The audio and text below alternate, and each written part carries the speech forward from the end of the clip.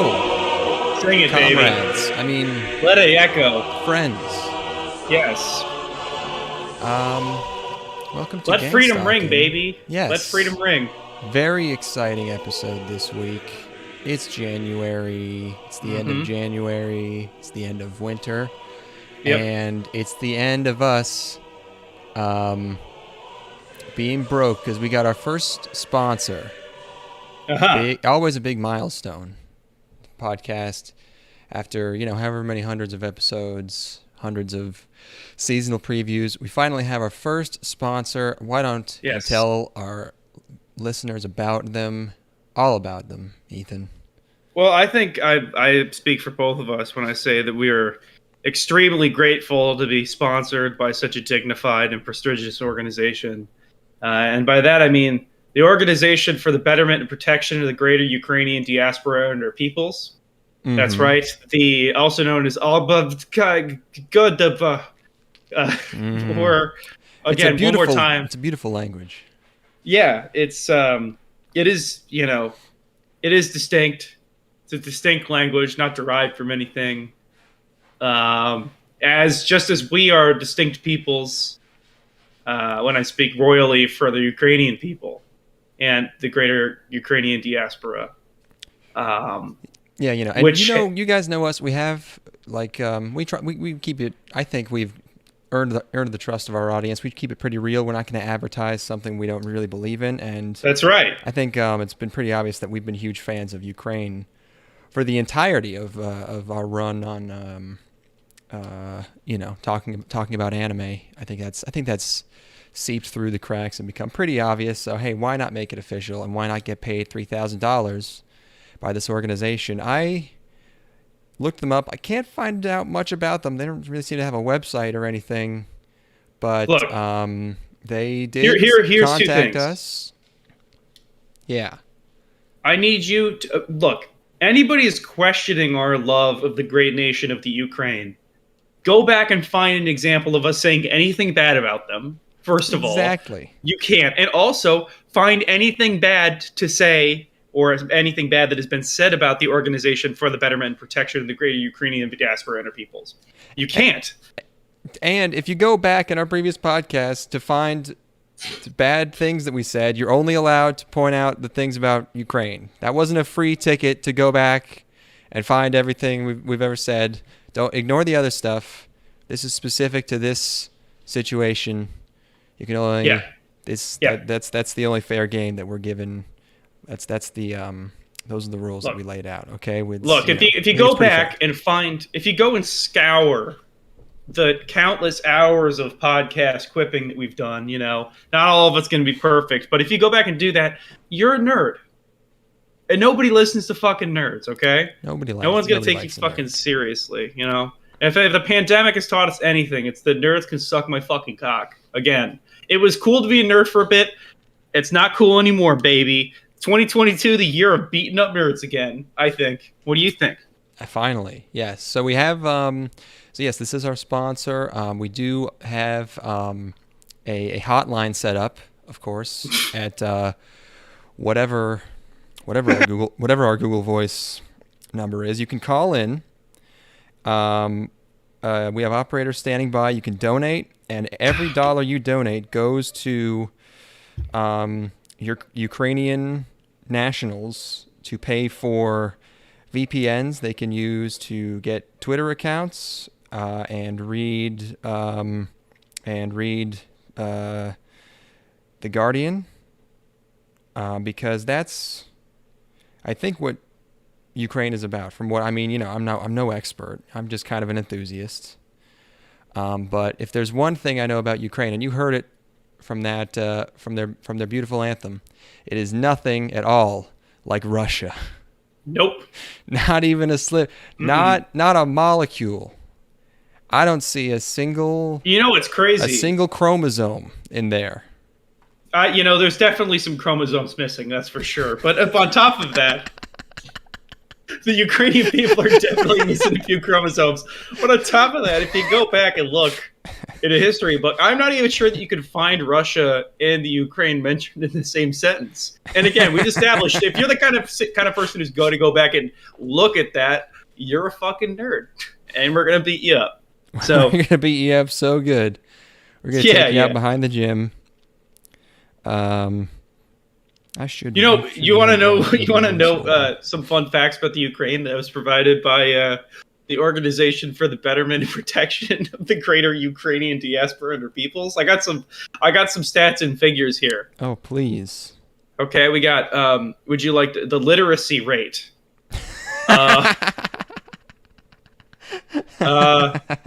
Apparently, it's pretty good. That's what I'm hearing. I'm hearing pretty good literacy rate. Yes, I mean they're extremely industrious, to work through the problems they have. There are some things obviously they need help with. I'm sure there are so many of them who are not on a single SSRI, and that's what this charity drive is trying to help. Yeah. So donate today. Phones will be open for the entirety of the duration of this podcast. Probably got another stat. This is going longer than I expected it would, but we keep getting good Ukraine bits. They're getting their money's worth. Yeah. They paid for like a 2-minute ad, but we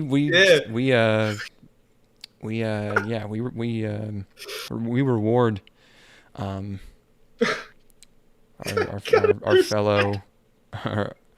our fellow potential democracies. Yes, what's up with Ukraine? It's we have the highest pre-op transgender quotient. Was this edited in the past few days, perhaps? Was this added to Wikipedia very recently, maybe? And on top of it, apparently they're all gay. Wait a minute, hold on. Hold on. This is a .ru address we got this email from. Hold on. Wait a second. This doesn't. .gov. Wait, hold on. Our number is 419-777-8625. I believe that's 419-77-STOCK, S-D-O-C-K. Call today and tell us your favorite Ukraine fact. Yes. Ukraine also... they know that we thank you again to the great nation of the Ukraine. We support your sovereignty and keep the money flowing, and we'll keep the good times rolling. You know what I'm saying? But they did actually want to sponsor a game, and I told them I'm gonna need a little bit more time to come up with the game, but they insisted. So I've got the beta version of a game here. This is what I threw together before bed last night. I was gonna work on it more today, but we're just kind of getting our footwork here. We're getting our feet wet. Yeah. Anyway, so this is kind of the beta version. That's how a Ukrainian would say it. Trying to speak English. Of we get footwork. Mm-hmm. Yeah. So the concept of isekai or total lie is that I have examples of isekai stories, and it's your job to suss out which ones I made up. You have isekai titles. Yes. And you have also made up fake ones. That's correct. Now, the way that this game is going to work, you're going to destroy this first round. Because I was going to say I thought this would be very difficult for you to stump me, unless you went with unadapted light novels that have not been made into anime. Now, my first round, you're going to find out. Okay, all right. The first round of this, you're going to destroy. It's not. Right. It's only three. It's only three. Sure. But I just really want to get a feel if I'm on the right track here. Okay. So I have the titles, and if you need further clarification, I also have the storylines. And then a factoid. Okay. I have the titles, the years, like a summary, like a brief synopsis, and then one factoid. Okay. All right. So here's the first one. You ready? So okay. The other thing I was wondering about is, Are we going only Japanese titles or English or translated titles? I've decided to only do English titles. Okay. All right. This is all English titles. I am ready. Okay, this is My Life as a Playboy in Another World. My Life as a Playboy in Another World. As a playboy. And you said you're keeping it ambiguous as to whether or not these were adapted. These are all anime adaptations. These are all anime adaptations. In just the first round, or all of them? All of them. For these three, for this just first episode, three. I'm just testing this out. We're testing it. Okay. My life is a playboy in another world. My life is a playboy in another world. Do you want to know the year? Oh, well, that gives away that it's not a lie that you made up because it was real. Do you want the year? What, but you gave away the answer. What do you mean? If there's a year, that means it was adapted. Oh, you're saying you could have made up a year? Exactly. I don't know if you thought that far ahead, but okay, yeah. What's the year? The year is 2016. My life is a playboy in another world. Would you like to hear the concept? Yes, I would. Okay, I think you might have. I mean, it's like you might have a rough idea. A salaryman who never had any luck with women in our world finds himself transported to another, where he's able to use his knowledge of different fantasy races to seduce women and solve their mundane problems. This is not ringing any bells to me specifically, and it sounds too much like the world God only knows. I can't remember. We were doing the podcast at that point. I cannot remember anything like this. Would you like the factoid? Well, hit me with a quick factoid. So the reason he knows all about these fantasy races is that the salaryman was working as a video game designer, designing sexy fantasy women for games. No, I don't remember this. No, I don't think this is real. You think that's a total lie? I think it's a total lie. That is in fact a total lie. It is a fabrication. Yeah. It's not true. We made it up. All right. Okay. That was a good that's believable. This is a fact-finding mission, baby. The problem is I think the years might make it a little difficult for me, because it's like if I give you specific years, you've got that fucking just crazy memory of everything that we've watched. Right. Yeah. So if I would thrown out like 2011, but that's kind of before. That's a little too early for isekai, for that level of junk. Yeah, exactly. So like it's a tough game. I would have known that one. 2016 was a good year because it would have been it was the farthest where I would have remembered everything, and it was definitely pure isekai era. But it's far enough away that my memory's a little fuzzy. So that's what I thought. Nice try. Thank you. You almost stumped the master. I got the next. This one is a slam dunk. You know this. You know this. I know you know this. All right. High school prodigies have it easy, even in another world. Yeah, I know that title. That's real. Yes. Yes, that's real. That's real. Okay. Also, you saying I'm definitely going to know this means that it already exists. Exactly. I knew that you knew it. I needed to know that. I needed to know that you know it. Okay. All right. Okay. And then Revolution of W Reset. Yes, that's real. Revolution of W Reset is not real. On. Reset. Oh, Revolution of... Oh, I was thinking of Dimension W. Fuck. Haha! I got you. I shouldn't have answered that fast. Yeah. You jumped on it, baby. Revolution of W Reset is not real. I did not even know about Dimension W. You probably watched the first episode of Dimension W. That's not even an isekai, but it just sounded so familiar. I was like, oh yeah, I know that one. See, that's why I threw that letter in there, because I'm like, I'd seen that with like a bunch of other ones. We'll just throw in like a Q. There's Dimension or some W. Shit. Yeah, there's Revolution. There's Concrete Revolutio. There's Dimension W. Yeah. Revolution of W Reset 2017, and then I'm gonna give you 2017 is the perfect year for a show with that kind of title. Thank you. And then this was the concept I'd come up with, and I had built a little backstory for this, where I was like, well, it's kind of riding the line of like what is an isekai, because it's just sort of like it's like a fantasy show, you know. Mm-hmm. But I think people would probably call it an isekai, even if it's not accurate.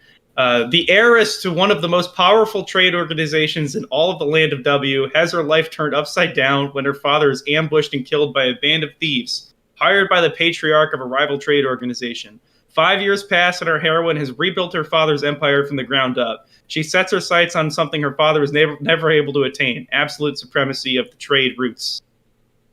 Oh yeah, that I would have gotten that if I had not jumped. You jumped the gun, dude. That's, you jumped the gun, baby. Because that's too complex. There's too many moving parts there. There's no one. First of all, no one gets isekai'd. Right, again, yeah, and that was going to be the caveat I was going to throw out there. Was I'm like, it's the riding the line of isekai, where it's like, is it just a fantasy show? But yeah, no. I would have known that. I would have remembered that if there was some like queen boss show. And then I got the factoid. The factoid is that the heiress's trusted advisor is an adorable young lad named Peepa. Peepa.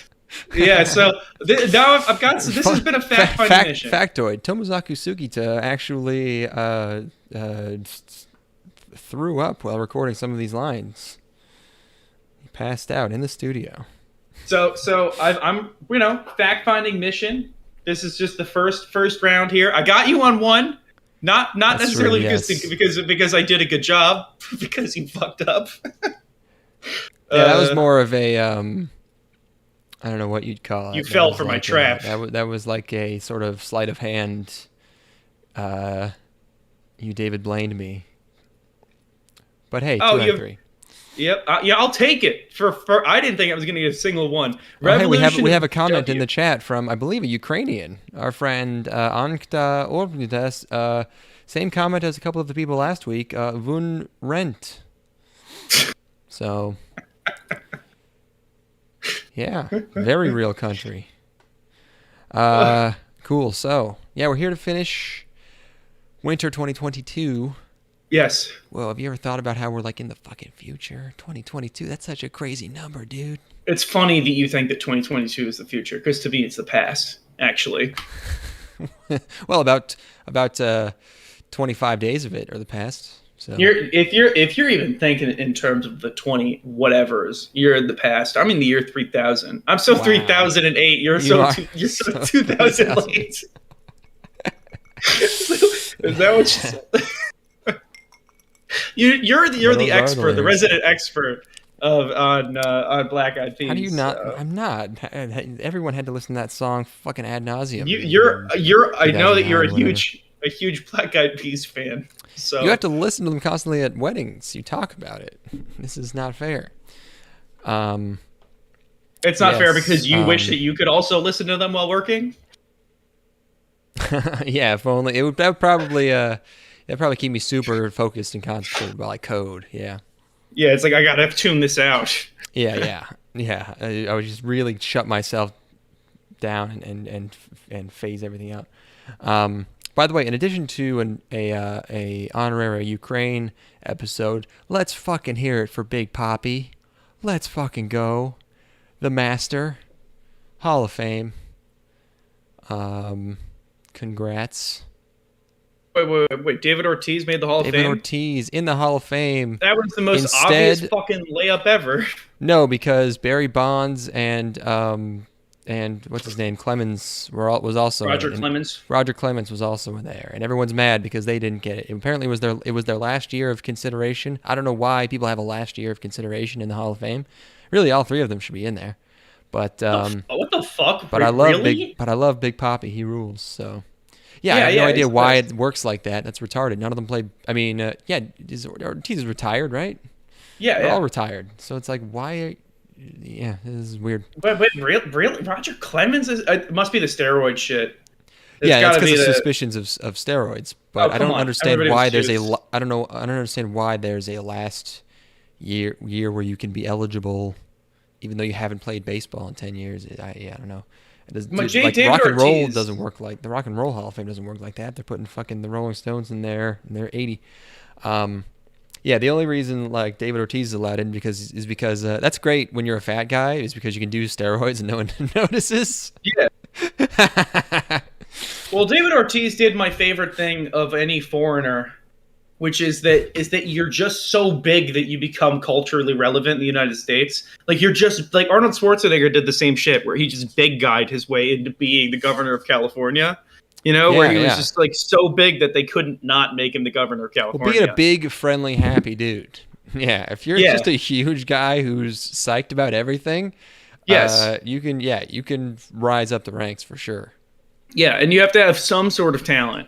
In the case of David Ortiz, not so much. I guess Arnold Schwarzenegger's debatable, but like his bodybuilding, which is kind of goes along with the bigness. Yeah. Yeah. Well, he's got that charisma too, but yes. But just big. If you're a foreigner and you're above like 5'10", you should put all of your time into getting as fucking huge as possible because the odds are pretty good. Order trend, just get fucking gigantic. Yeah. You'll be running shit in no time. Yeah. Well, if you're honestly, there was a period of time where people were discussing whether or not we should change the rules for like to whether or not you have to be a natural born citizen to become president of the United States, because Arnold Schwarzenegger he kept getting bigger, and they're like, we don't know that this office is big enough for him anymore.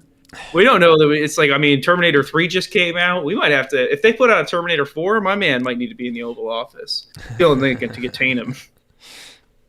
That's absolutely true.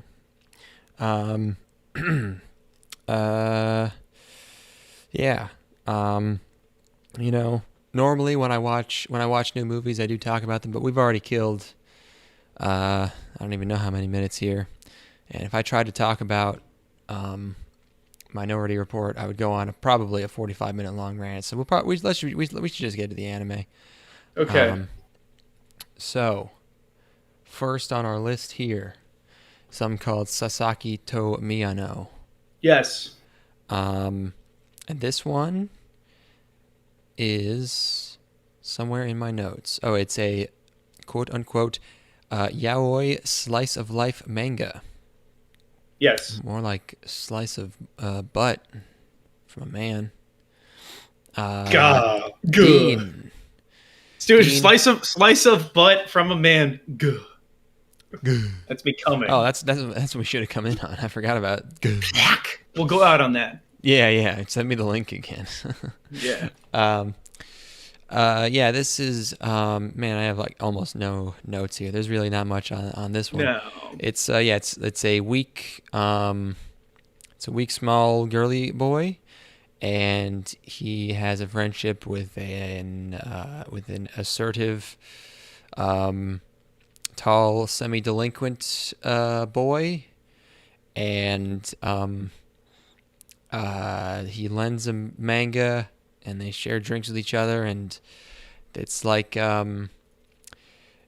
their appearance is the opposite, because the small girly one, he likes bitter foods and drinks, and the tall delinquent one, he really likes very sweet things, and that's like Gap Moe, but for gays. Yep. This is how do you like my boys? Do you like them? And I don't know. And I gotta say, this was a little confusing to me. They did I was confused in the first scene when he's like the guy's he's watching a fight, and so he's like, he calls his friend, and he's like, come here, and then the guy shows up. And then in the next scene, it's like they don't know each other, and I was like, "Wait." They kept doing that. I thought he called him on the phone. I thought he already knew him, but I guess that was a different guy. The first scene, he calls a guy and mentions him by name, except we have not met this character yet. Bad choice, awkward choice. Well, they kept doing later, it. Like, they do a thing that seems like a flashback, but then it might not be. I don't know what it is happening there. What is going on with that? This is so straightforward in what it is, but they do this weird sort of like non-linear, like structure to the storytelling. Maybe it's ambiguous in its linearity. I don't know. Yeah, they didn't do a good job transitioning from, or they either accidentally made things seem like flashbacks, or they transitioned from flashbacks poorly enough that you couldn't tell that we had come back to the present. So I gotta be honest, I was too confused to rank the boys, and that's the problem. You got when you're giving me boys that you're trying to make me right. You got to rank the boys. You gotta make sure that I'm understanding what's happening, because my brain don't think too good these days, and I get lost very easily. I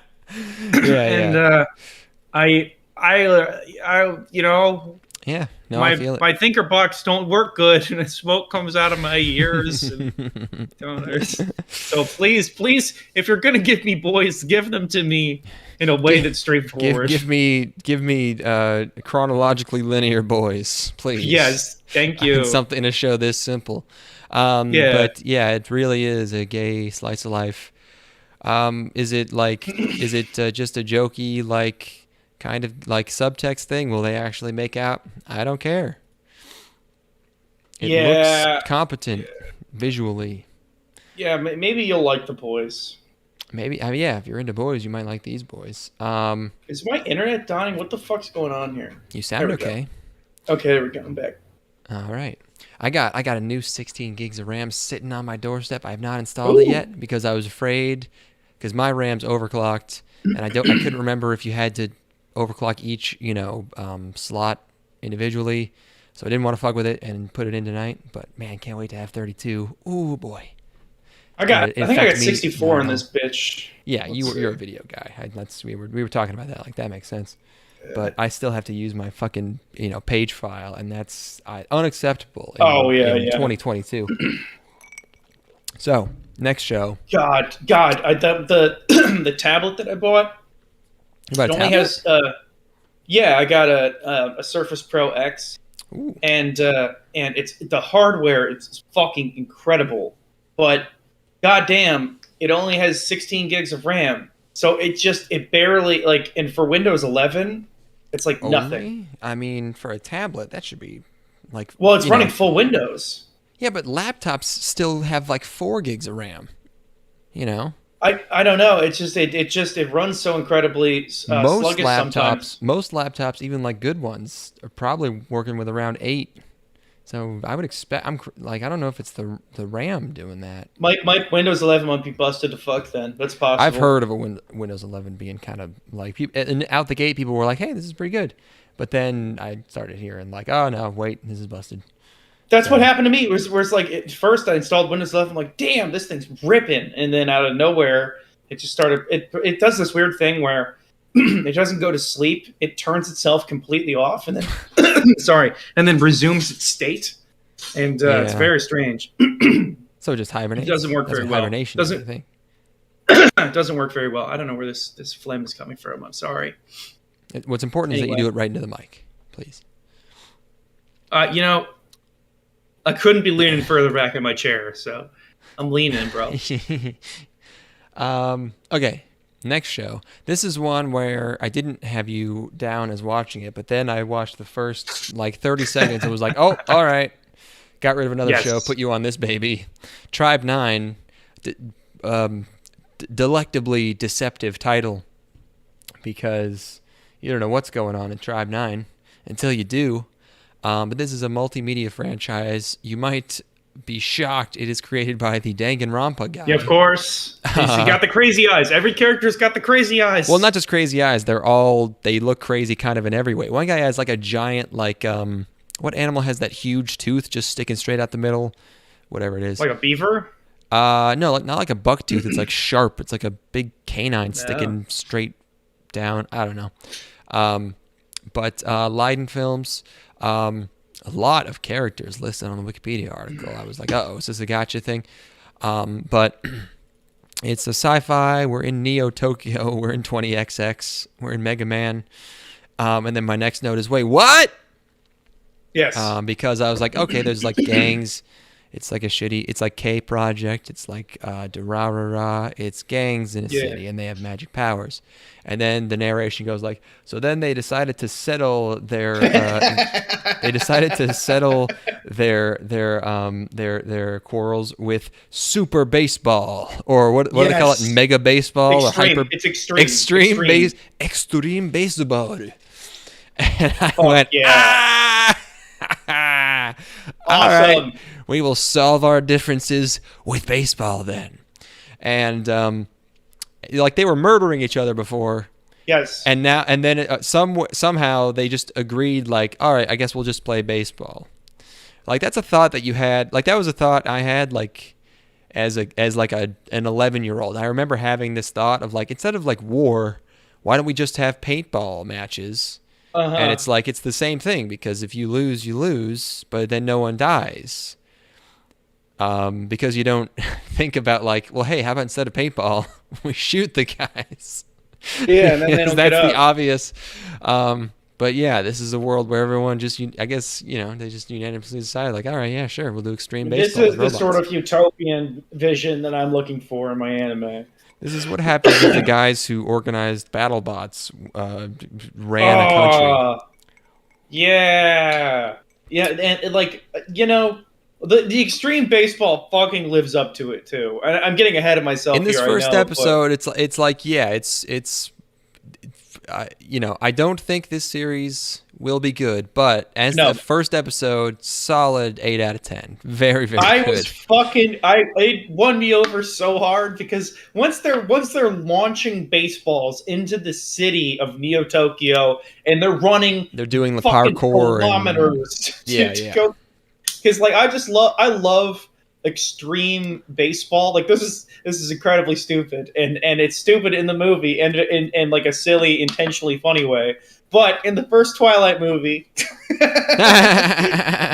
play extreme baseball of that, and you know what? Oh, like vampire baseball?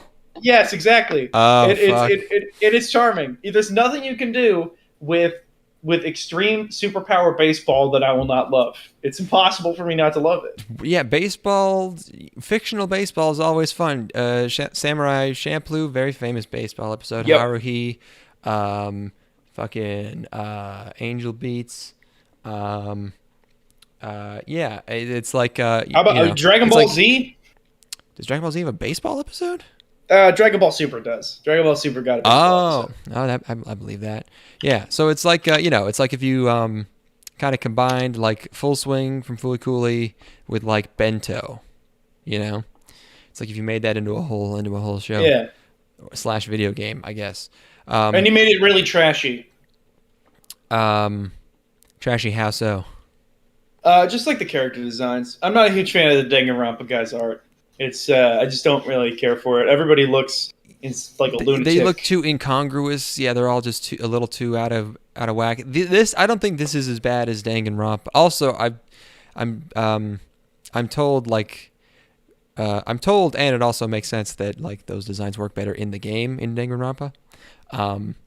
When you try to animate them, it just looks like you pulled a bunch of characters out of a bunch of different things. But these ones weren't as bad. I like the lady with the braids, probably because she's the only lady. They're so pale.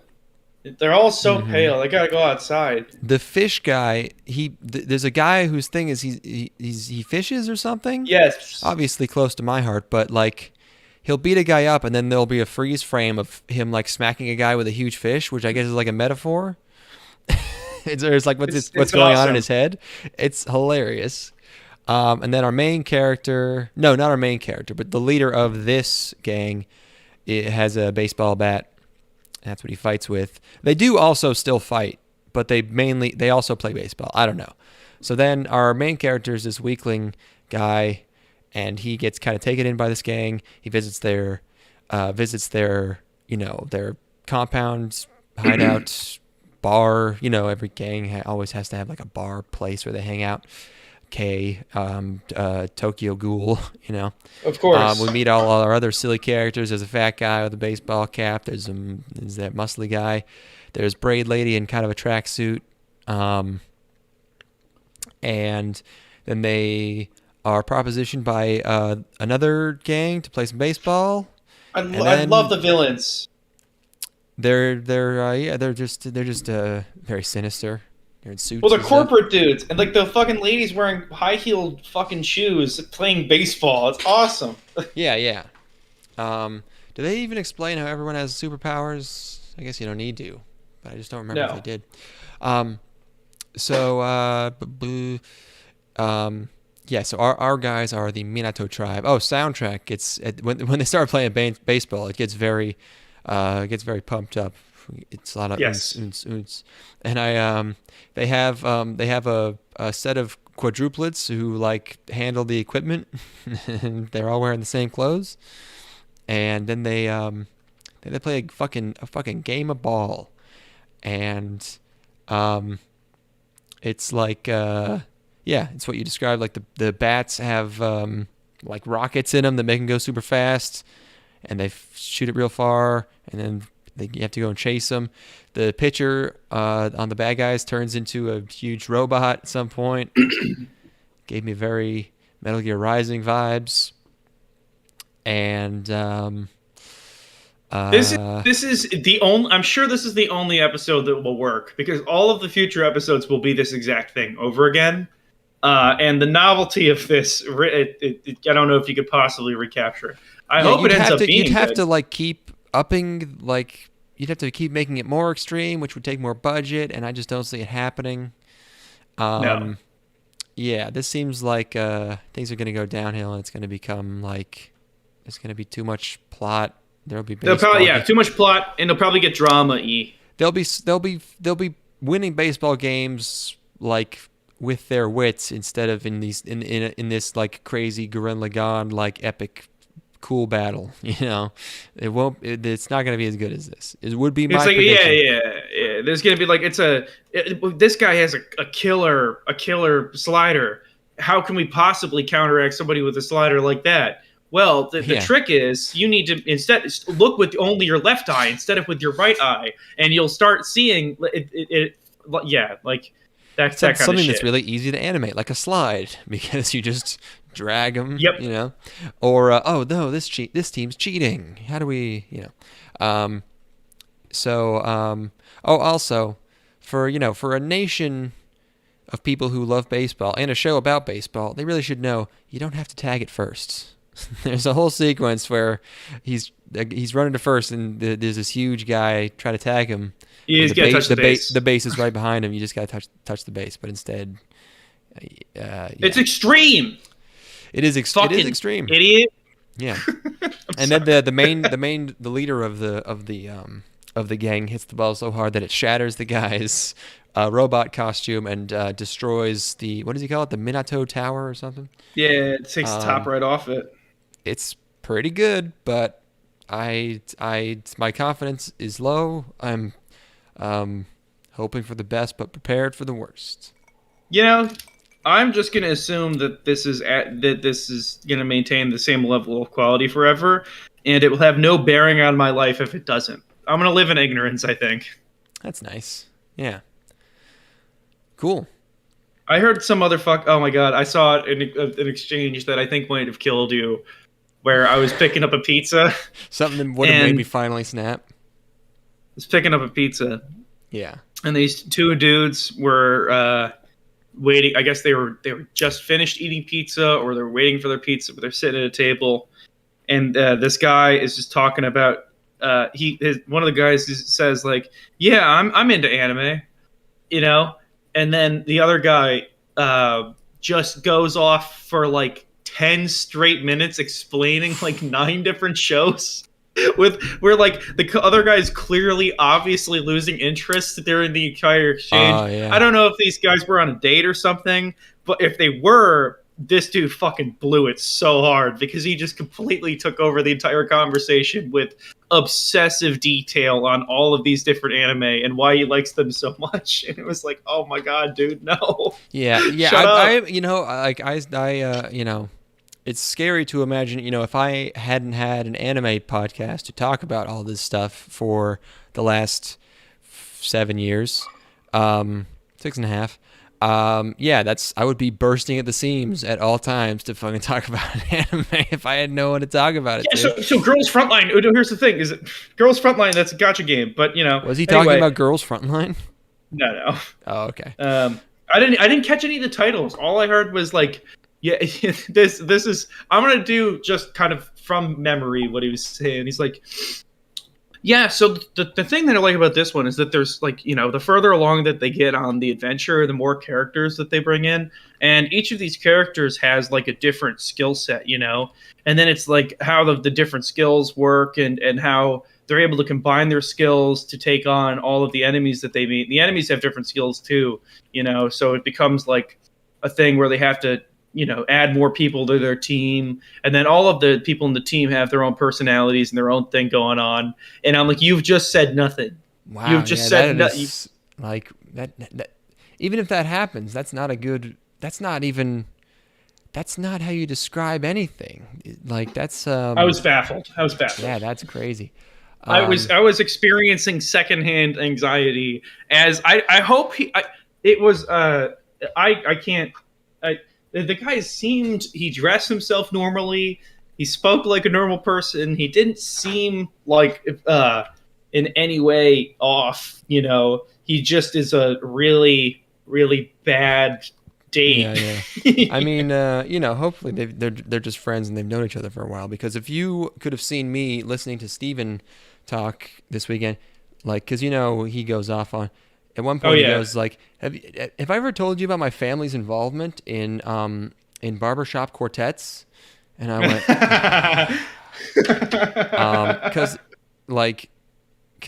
and he goes, "Yeah, my great grandfather." And I'm like, "Hold on, stop. Is this the great grandfather who is like the biggest name ever in kerosene lanterns?" And he goes, "Yeah, same guy." But as he was going around the country doing his lantern stuff, he would also start lots and lots of barbershop quartets, and he went off for fucking 20 minutes showing me clips of shitty movies from the early 60s that looked like they should have been from the early 40s, where there was a scene where there was a barbershop quartet, and he was like, yeah, these guys are all from Buffalo, and he named all of them, and he was talking about meetings he was going to for an organization called Spebsqua. Spebsqua is the other organization that's going to sponsor us for the next episode. He's real life Flanders. He's like, yeah, Spebsqua is the Society for the Preservation and Encouragement of Barbershop Quartet Singing in America. No fucking way, dude. And he's like, yeah, I went to one of their meetings and I had the pen on and I was talking, because every Steven story ends with someone being impressed by him or complimenting him. And that story was about how everyone was amazed at how his great grandfather was the whatever his fucking name was, because they all know him because he was a very famous guy in the community of barbershop quartets.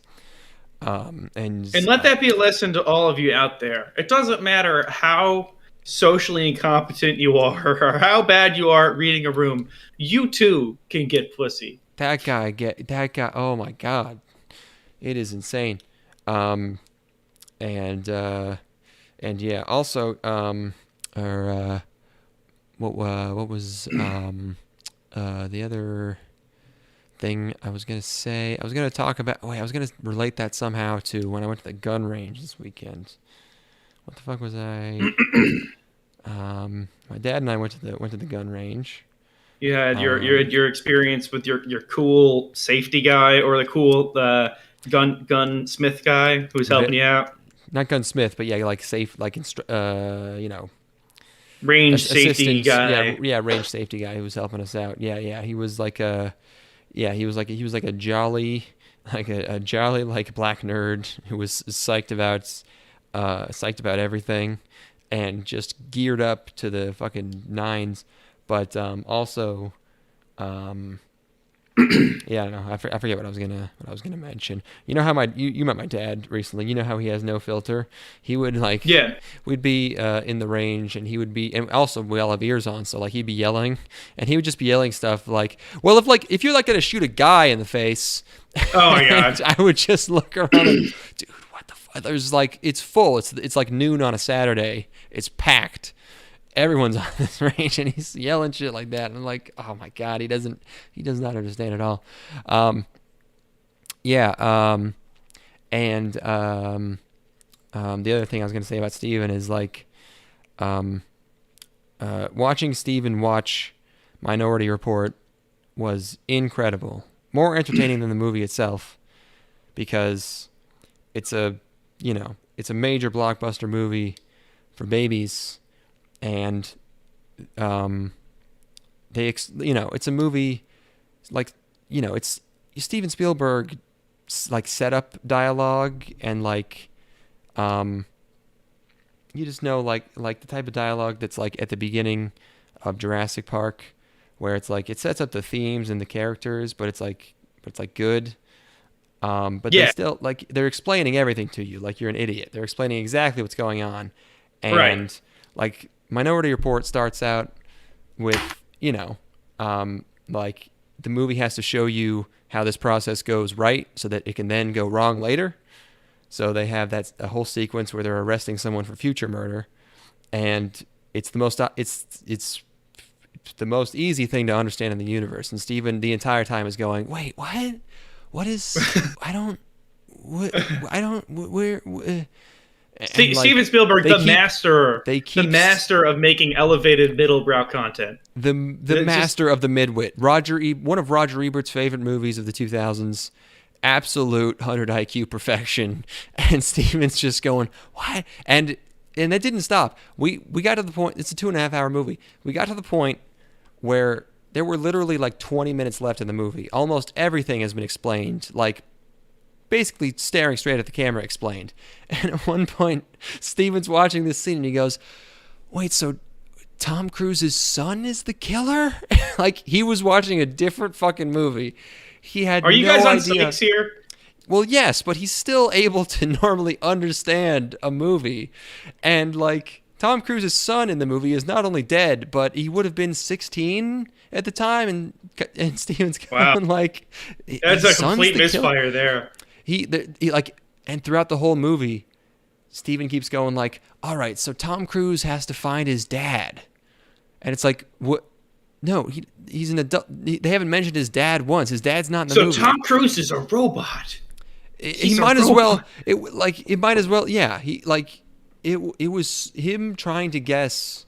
It was so fucking crazy to watch. He was in fucking Candyland. You know what you should do is the next movie you should watch, because Steven's watched like Lynch movies and stuff. Yeah. You should watch Inland Empire with him and see if, because you should know going into it that Inland Empire was basically it's like a more impenetrable version of Mulholland Drive. Okay. It's far and away the most esoteric movie that he's ever put out. Oh, well, I love it's 3 hours long. Mm-hmm. Isn't it filmed on like fucking? Yeah, it's on DV. It's on DV or whatever. But just see, just if you want to sit back and like, if that was going on with Minority Report, I would love to see how he reacts to Inland Empire, where there's actually nothing to grab onto. Oh, yeah. I never asked him specifically, but like we watched a while ago, we watched Take Shelter, and like Take Shelter. Quick recap: it's a movie about a guy who starts going insane, having these like psychotic breaks, and he has these nightmares, and in the nightmares are of course sort of metaphorical, and every nightmare has a storm incoming that's going to like wipe out everything, and that's used obviously as a metaphor for this mental illness that's going to eventually take him over and kind of change his life fundamentally. And the end of the movie ends with he's sitting on a beach with his child, and his wife's over behind him, and the storm starts, and his dreams always involve oil falling from the sky, so oil starts falling, and his wife sees the oil, and she looks at it, and she looks confused, and he grabs his daughter, and he runs over to his wife, and his wife holds his arm, and they're all standing together looking out, and that's the end of the movie. And obviously no one got that, and I think Steven did not understand that. Yeah, I think he thinks that was actually happening, because it's supposed to represent how he trusts his family now, and his wife's not like aggressive or malevolent in his dreams anymore. But the storm is still coming, meaning, his mental illness is still, he can't stop that, but his family's more together. And I don't think, it's I think he was like, wow, he was right the whole time, which defeats the whole point of the movie. Yeah. Yeah, I'm just trying to think of just other stuff like Inland Empire. Where it's just all like, you can kind of turn this into anything you want. Yeah. So I'd love to see interpretations of shit like that. That's the one that comes to mind immediately. But I had him download Holy Mountain. He hasn't watched it yet. Oh, he hasn't seen Holy Mountain? Okay. No, I was gonna say gotta watch Holy Mountain. He's seen some crazy shit. I don't know. Has he seen Melancholia? You should see if he's seen Melancholia, because that'd be another one to watch as well. Where that's that's a pretty harrowing movie. That's the one with the frogs at the end? No, you're thinking Magnolia. Magnolia. Okay, yeah. Melancholia is the one with Kirsten Dunst. Kirsten Dunst. Yeah. Oh, Kirsten Dunst. Okay. I very much recommend watching that movie and seeing how Steve, especially if he's in a very vulnerable state, because I think you could get it pretty fucked up. Oh, I have. I've done it many times. No, I'm saying just like that, with and the then movie. also under the influence of drugs and the movie too. Yeah, where yeah. you could probably cry if you put him. Which not like he's like going to be bereft, but Steven, I've been around Steven before where he's cried, where he's like, what the fuck was that? Fucking, it was like, yeah, that is exactly how he said it. What the fuck is that? It's like, what? How's it gonna end like that, man? What? Yeah. Because he expects everything's gonna work out. So when things don't work out, yeah. I wonder if he's just. We should start a separate mini podcast where we interview Steven about movies he's seen and just see how he's gotten them completely wrong. I bet he's never understood a movie correctly. I just fucked up a movie. This last weekend. I went and saw Licorice Pizza. Linklater. Right? No. That's Paul Thomas Anderson. I always get them mixed up for some reason. So I went and saw Licorice Pizza, and in the movie, there is this relationship between a girl in her mid-20s and a 15-year-old boy, and the entire movie, I was misreading signals that I was supposed to where I was like, okay, she's lying about her age. Like, she's lying about her age the entire movie. There's no way that she's actually this age. This is a minor spoiler. I'm sorry.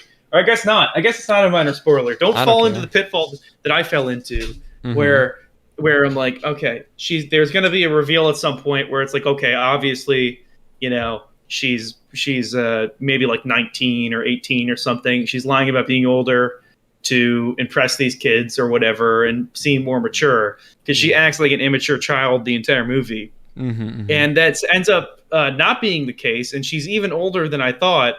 So I completely misread the entire movie by misreading a few signals, and that was not. I was off base with that. So I'm in that moment. Intentional by by the movie. That was just. She was lying about her age, but in the other direction. She's lying about her age. She's actually older than she says that she is. But surely the movie should have anticipated that if they were dropping hints that she was lying about her age in some way. So were you deliberately duped, or you just you actually you actually were interpreting things in a way the movie did not expect you to?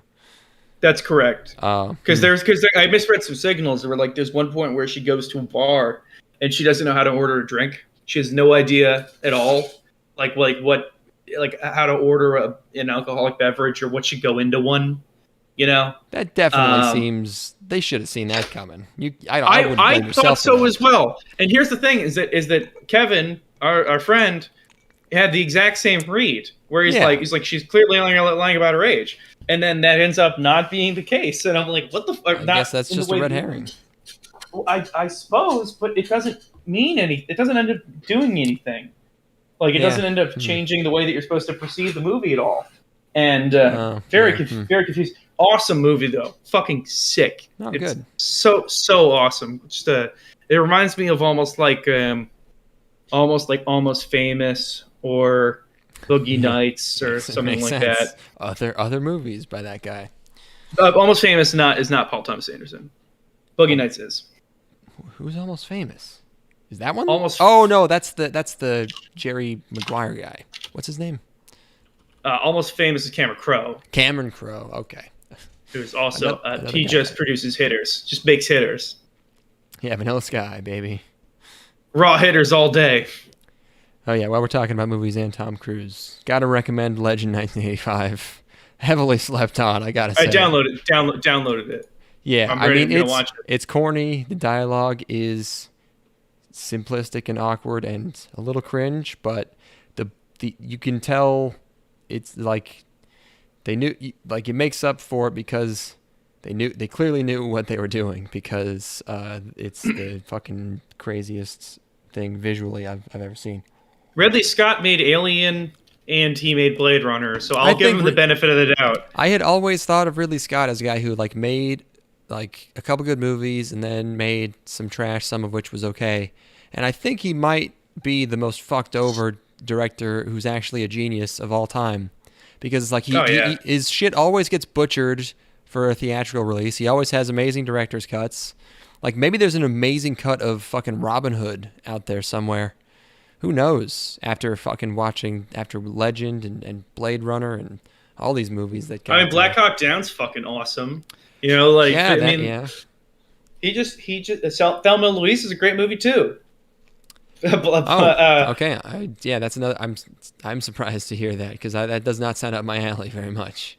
Black Rain with Michael Douglas. That movie has a really cool I've been meaning to poster. watch that. Michael Douglas in Japan? Hell yeah, of course. It's got a sick poster.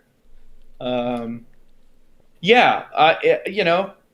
If you just want eye candy and just, if you're with a lady especially, it's going to be one of two ways. Either the lady's going to think you're a weirdo and she's going to be off put by it because there's a lot of glitter and unicorns and stuff, or if she you're so sensitive.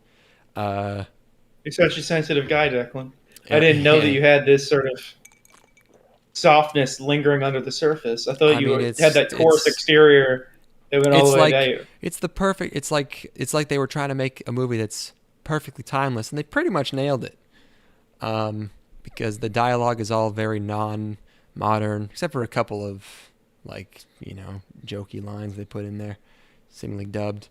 That shit's nuts. Anyways, we should probably get back to anime.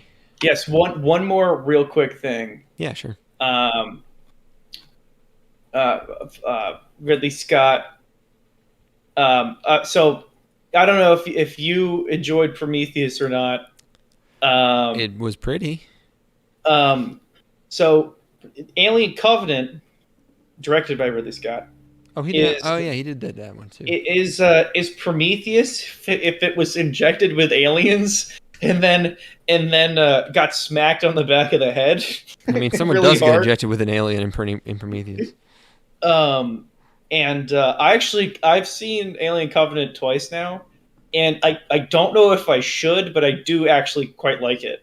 I think it's there's a lot of good stuff in it, and all of the stuff relating to our characters from Prometheus is fucking solid. And I mean, now that I know that Ridley Scott pretty much seemingly produces only bangers, I gotta watch The Last Duel, which I heard was even theater audiences said that was good, I think.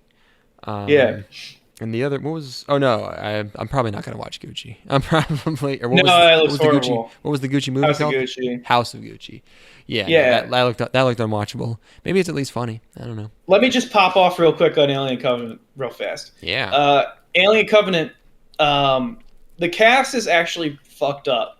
It's got Michael Fassbender, who is the best actor of this generation. Right. Yeah, he plays David. Okay. He was in Prometheus.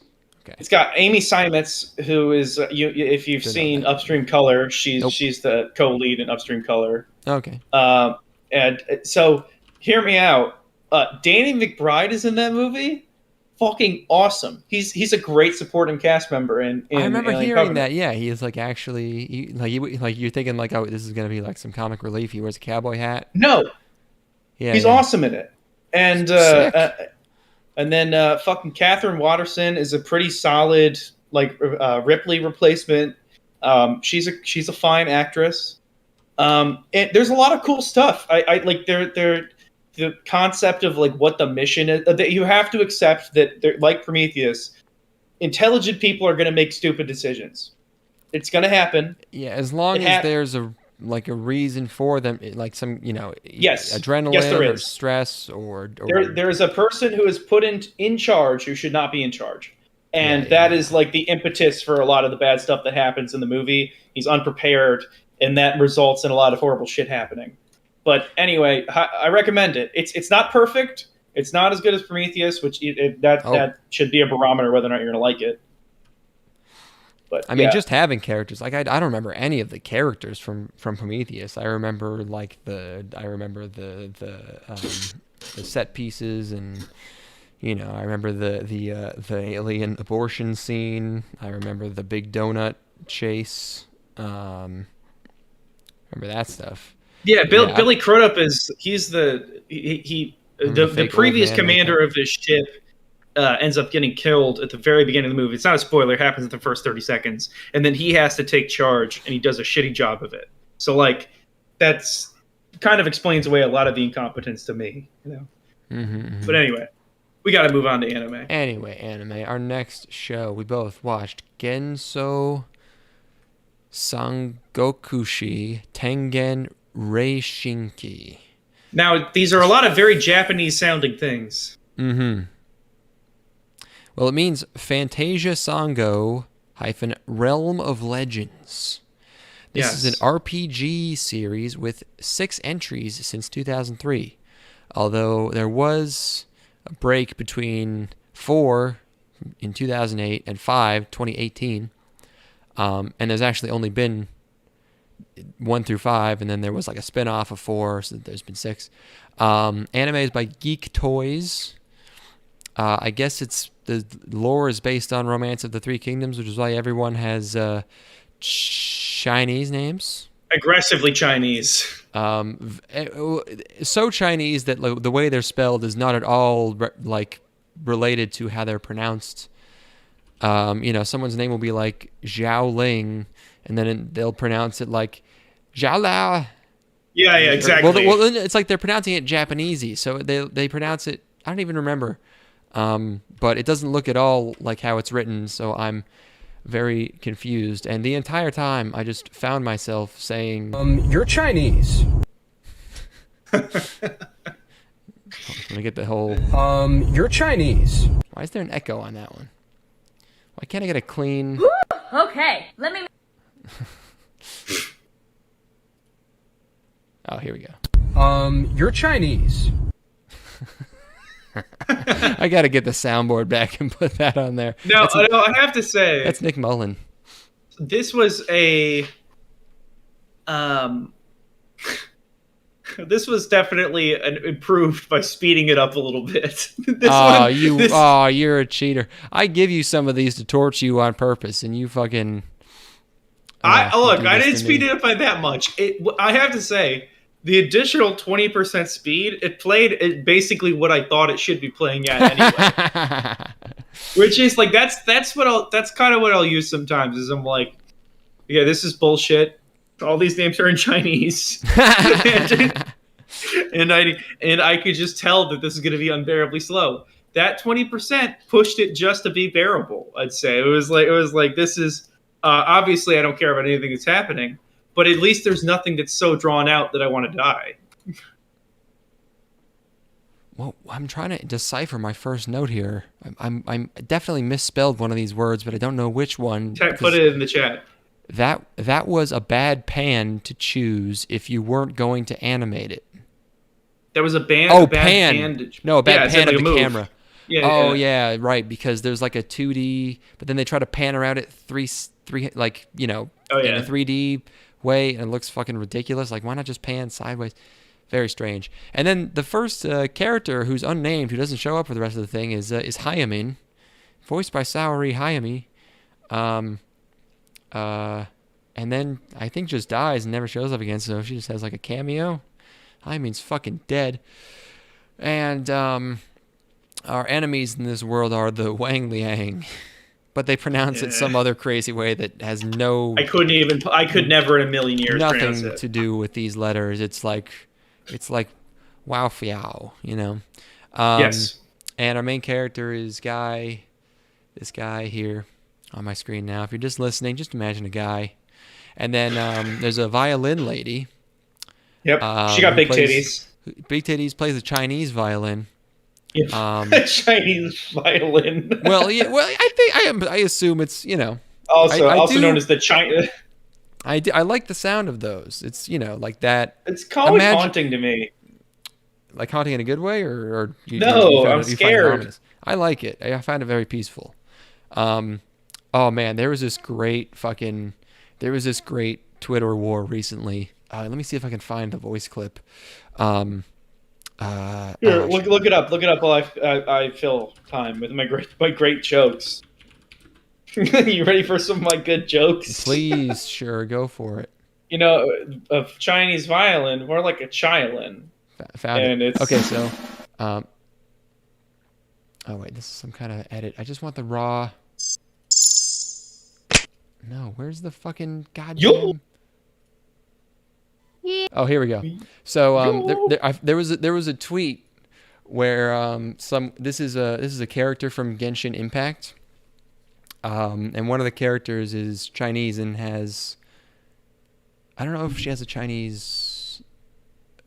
No, she has a Japanese voice actress, but she sings, and they got a real Chinese opera singer to do her singing lines, and I'm just gonna play it because the tweet was like, "Wow, her singing is so beautiful."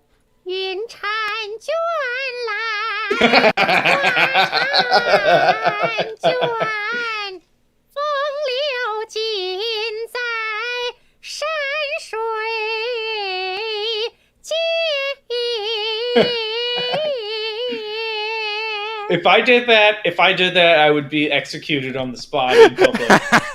No, I'm just trying to do an authentic. This was this huge fucking argument. Like people going just like, this sounds like shit. What the fuck? And everyone was like, no, this is a lot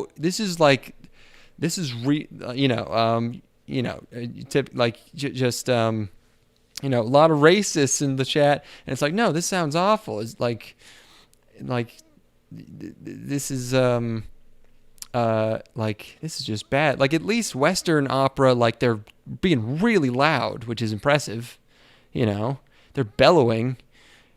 She sounds like she's singing entirely from the top of her throat. She has no diaphragm in it. Who is 4'8" singing? So there's not much diaphragm to work with. Just a lot of really, really mad like K-pop avatar people, and then a lot of people just going like, "Nah, sounds like ass, bro." So yeah, that was fun. But man, I could not believe it. Like, how yeah. A beautiful culture. I was like, that sounds so easy to do. I don't get it. But in this show, there's a girl. Her arm is a demon. And she sucks in miasma. There's monsters. I still couldn't really figure out what was happening. My next notes are what's happening though. Who are these guys? So yeah, it looks bad. The story and world building and characters and action are all impossibly boring. There were 2 jokes that I liked. I didn't laugh at them, but I liked them. Yeah. And the last half of this episode is them fighting this big demon guy. Holy shit, that goes on for fucking ever. The whole episode feels like an eternity. It's one of these. This was the one I was trying to torture you with the most because I was looking through Oh, it these. worked. Didn't know much about them. I was like, okay, this one has a 44% rating on anime whatever website, Anichart. So I'll go with this one. And yeah, that's a rough. Oh, call that one That's a rough ass one. cheeks. I gotta read a headline for you real quick. This is from Wall Street Journal. They're talking about Fantasia Sango. No, this is completely unrelated. Oh, This is from Wall Street Journal. This has just popped up in my Twitter feed. Moms in middle age, rarely alone, often online, and increasingly lonely. So, and it's talking about how women who are in their middle age are experiencing loneliness. It's like, holy shit! Welcome to being a middle-aged guy. Fucking dudes in their 40s don't have friends. It's like fucking. You know what? It's about fucking time that women didn't have friends. It's about fucking time. No, my dad doesn't have friends. He's got like two, and he sees them once every few weeks. That's just how it is. yeah. Old guys don't have friends. That's the rule. And you know what? If that's how it is for women now too, so be it. It's only fair. Yeah. Well, I mean, like having few friends and not seeing them very often is one thing, but then being online a lot and being an old ass lady who does not know how to handle the internet and being on the internet constantly, that is bad. That is worth writing a story about, I'm going to say, because that's definitely a problem. Don't know how to handle the internet. It's like, I mean, I told you about how Steven was showing me that Facebook marketplace listing for a pair of pants, and just like crazy fat white hoes just going off about whatever they're thinking about, not even related to the topic at hand, because they're supposed to be hanging clothes from clotheslines and baking bread with their buddies. Miranda Reinhardt, a 38-year-old photographer in Pueblo, Colorado, with children ages 11 to 20, says she hasn't found her a mom tribe. She says she's never fit in with her kids' friends' mothers because she's been either the youngest parent in the group or among the oldest. The fact that she homeschools her kids because her husband traveled frequently when they're young has made it tougher for her to find friends with similar interests and stances. She doesn't fit in. She doesn't fit in, Declan. Yeah, that's a bummer. Yeah, but, well, I mean, yeah, because it's hard to make friends with your neighbors and shit anymore. Because like, It's hard to make friends with anybody. It's like fucking. It's you kind of used to have to, because it's like those were the only people around. So it would just be like you'd be out, your neighbors would come by, talk for a while, invite you to dinner. So yeah, I mean, yeah, like obviously this is a phenomenon that kind of affects everyone, and they can really only like write about it as a problem if they make it about women, because otherwise it's like you know what they were worried about is they were worried about it sounding like they were sympathizing with like incels if you talk about friendless people. So you can't just write a story about like loneliness, because then you're talking about lonely guys who are creepy. Yeah. So it's like, okay, lonely middle-aged women. That is my point that I'm getting at. I am not saying that this person should feel this way or that this is right. I'm just saying that this has been this way for a whole lot of people for a very long time. So specifically, calling out one particular group is experiencing this right now. It's like, welcome to the fucking club, honey. Well, like, it's also that's not even new for women. Like that started to happen like, when the suburbs really got going in like the, I guess 40s, 50s. Like that's when women started getting, hysterical, started getting put on Quaaludes and started losing it. Well, so, it was the invention of the microwave really did them in. Like the invention of the freezer and the microwave. What am I supposed to do instead of heat up this soup? I was actually thinking about this recently, as about like being a homemaker, where like let's say like your husband brings down $150K a year and you don't work. Yeah. What do you do? Exactly. What do you do all day? Like what's there? What could possibly give you a reason to live? I guess you get your kids. Yoga if you got kids, obviously, yeah, mostly kids. Yeah, they probably let me think. Yeah, housewives doing Yeah, they go out, buy some stuff, shop gardening. Yeah, organizing. I just stuff. I would, it would drive me fucking completely insane. I would be like, feel so cooped up all the time, to be in that position. I don't think there's that many women in that position, but yeah, they probably, I knew a couple. I knew it was always weird when I went over to somebody's house and like the mom didn't work. You know what I mean? Like yeah. that was always strange to me. Like I went to I had a friend who moved up from like, I think he moved up from like Tennessee or something when we were like in like 8th or 9th grade. And I started hanging out with him. I went over to his place, and his mom would just watch soap operas all day. She would. That's the other thing I was gonna say is most people, even not in this situation, just watch TV, 10 hours a day. So they're probably a lot of them are probably just doing that. Yeah, she was into soap operas, and then she would make snacks for us. That was basically it. Yeah, I have an aunt who, at least was, at one point, into soap operas, and when we would go over, stay at her house, like, they'd be on in like the middle of the day, and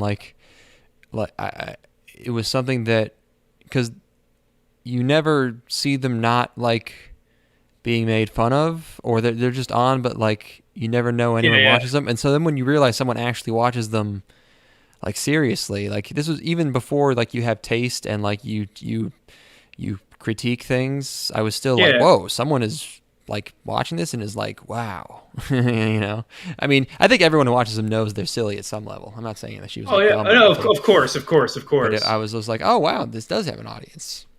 Have I told you about what's happening in Riverdale right now? Is that still fucking going? Dude, Riverdale right now, Archie just had his heart ripped out for a blood sacrifice ritual to put the Satan child in his girlfriend's stomach, and then everything is meta now. So there's there's Riverdale Prime, and then Rivervale, which is like the alternate reality one. I just looked at the Wikipedia page the other day to see what was going on, and it's getting fucking crazy. This is something we were talking about. Mark and I have been talking about a lot. Is how we're so over meta content. It's just yeah. Like the new Spider-Man. Steven was telling me about that. He saw that. Like they just use memes, or like everything I hear about Cobra Kai. Oh my god! It's just mid-wit takes about someone read on Reddit like, hey, have you noticed that the main character in Karate Kid was actually kind of the bully? And it's just like them doing. It's just it's mid-wit Reddit takes. And I heard it's like Quentin Tarantino can get away with making a movie where everyone just sounds like him, but really no one else. Anyone else does him? It's almost obnoxious. Anyone else doing it is unforgivable. The Cobra Kai thing, I saw like men in their like early 40s talking about how excited they were for the new season of Cobra Kai. Steven and loves I'm like, it. You've got to be fucking kidding me, dude. Yeah. It's like who the fuck could possibly care? Yeah, all media now is just for people who like think they're smart because they're like, hey, did you notice that the lyrics to Hey Ya are sad? Wait, like why? It's let it all go. Let's just do a hard stop, and we will not make content that references. Let's just say, as a rule, American media is no longer allowed to reference American media that came. Starting now, it's not allowed to reference any American media that came before it. You can steal stylistic techniques and things like that. We don't have to completely undo like A Birth of a Nation, but we need to just write metatextual references out entirely, and we're done with it. I say that I think we can decide that that's right thing to do, right? Yeah, we need to start again. No more like if you want to just do like base level commentary on something in your movie, you could at least show it in some interesting way and not just have a character say it like in the way that like you know you would write it in like an essay. Yeah, it's not good. You're not allowed. No more sequels. You can't make a sequel to any movie that came before, starting right now, and you can't reference I don't them. know about that. There's some good. That's sequels. It's pretty good. That's my rule. No. You can make sequels to things that are coming out from now on. If you make a movie right now, you're more than welcome to make a sequel to it 2 years from now. That's fine. Okay. But you're not allowed to reference anything that came before this day. That's a bad idea because like you got the Bible. Bible's fine. Everything's gonna be Bible. Yeah, like Shakespeare. Shakespeare too. Joyce. I'm saying American media. It's American media. You can't What about Nabokov? You can't do American popular media as and reference it. You can't do Star Wars. You can't reference it in a midwit way. You have to test it by first posting the take on Reddit, and if no one agrees with you, then it is allowed to be put into your screenplay. How about you tell a new story? How about you take one of the 7 stories that exists and you do another one? Yeah. You know what movie rocks? You know what's great? Legend. Wind River. Wind River's a fucking awesome movie. It's like the most basic movie ever. You know what's great about it? It's got great character work. You got people on the screen. They're displaying emotion. Lovely. Neat. Lovely movie. Anyway, Okay. we gotta finish this. Finish. We're like halfway through. I'm gonna go pee. You do one that I wasn't around for. Or I didn't watch. No, because you have to hear about it. Okay, fine. Fill the airtime while I pee. Okay. I'm gonna fill the airtime with some hot tunes. How about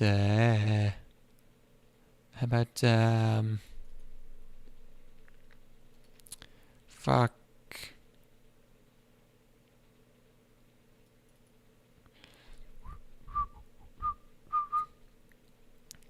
One second, everybody. How's this song? It's a little dark. I don't know about that one. Oh, beautiful. We'll be right back, folks.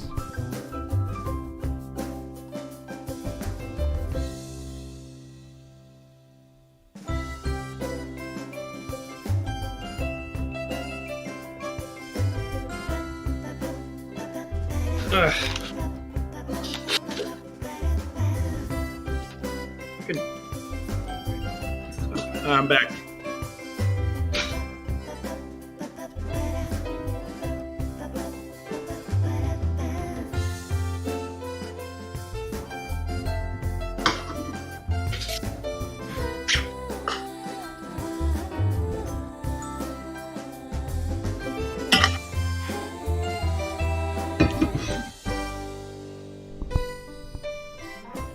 And we're back.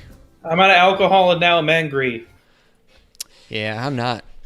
I'm sipping booze. Haha, sucker. Okay, next. Oh, wait, was I done? Yes, I was done talking about that. All right, great. So next week we'll talk about Sabikui Bisco.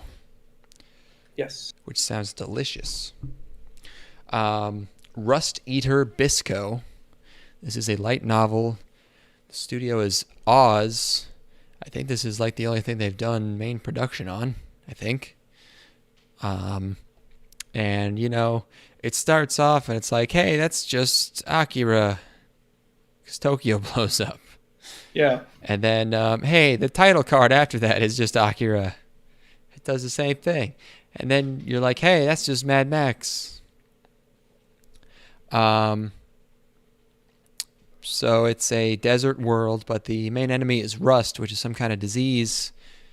They call it rust, but it's like people get what looks like rust on them.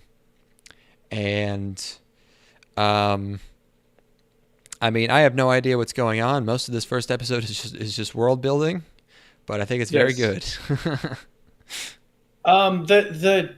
I gotta say, I don't know if they did a great job of translating the style of the manga artists. I'm looking at like the images from the manga and like the character designs and how they look in that format, and it looked fucking sick. And I just think there's something missing. It's so aggressive and sketchy in the print form. And Yeah, I they, mean that's tough to. of course. Yeah, I don't know if there's other ways to evoke that. this would have been good for like I don't know, for like Gurren Lagann era Gynax or something. Or We like don't or really like have that. Madhouse. Like Madhouse could have done this shit. Yeah. Anyway, well, yeah, yes, there's a lot of world building in the first episode. I like that there's a whorehouse with a doctor in it. That's Well, he just I like visits. He makes house calls. So yeah, the first place we see him is in yeah, this place with a bunch of whores. yeah. There's a guy wearing a like face bandage with a bunch of shit written on it, and he's trying to get through a gate. Seen And that particular sort of aesthetic before, but this is kind of a new implementation of it. I think it looks rad. I think the face bandage looks sick. that's good. I just love all the like, cause there's a city. There's like a big desert, and then there's also a city, and like there's all these people walking around with like, like gas masks and the big like Chinese farmer hat, and this witch preacher lady. I really like her look, and she's just in one shot. Maybe she'll come back later. I don't know. But There's a lot of characters that like the guy at the border. Those characters are really designed. Like the guy at the border and his little assistant. They got like a lot of character to them, and this sort of like bombed out apocalyptic Japan is sick. I really like the motifs and everything that got going on. all the outfits and character designs I'm really digging. I like the madam of this whorehouse just telling stories while no one listens to her, even if the story is very cool. So oh, and here's the whores. It's not a bad thing to not answer all the questions in the first episode, but I was trying very hard to figure out if the mushrooms were good or bad, because the doctor's buying mushrooms, but he's not eating them. He's trying to use them to make medicine. But the terrorists, the bad guys that everyone's scared of and have wanted posters, they create huge towering mushrooms, which everyone believes causes the rust in them. That will certainly not be the case. It is certain that the mushrooms will be good. This is it has to be. Okay, I mean, you think that'd be pretty easy to test, but I don't know.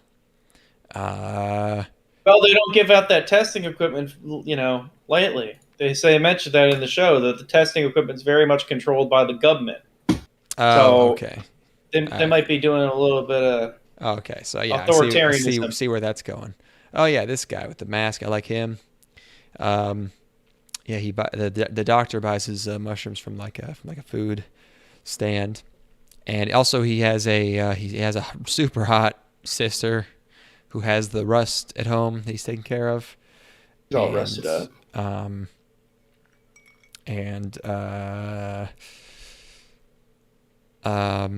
Let's see what else happens. So then, meanwhile, Bandage Guy is trying to get through the gate into the city, I believe. Yeah, he is trying to get into this megalopolis, and there's a really good I like the direction of there's like an escalation from like the guy at the gate asks what's in his cart that he's got, and he says they're corpses, and the guy goes what, and then there's this great cut to like the music ramps up, and it cuts to this action scene where there's this crazy all the designs of the machinery. There's this big fucking like hover ship with like a huge squid thing on front of it. It's like biomechanics, and it's launching missiles or something. And then there's a fucking huge ass crab out of nowhere. and I don't know why, but it's pretty sick. It's like stone. It's like a stoner metal album cover. It's like Sleep. Yeah. Yeah. Uh-huh.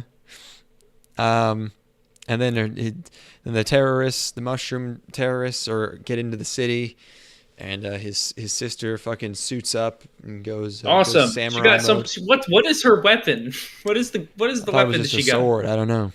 It's got a weird ass design. I don't know that it has. It's like a flat staff or something. She doesn't grab it by like the hilt or anything.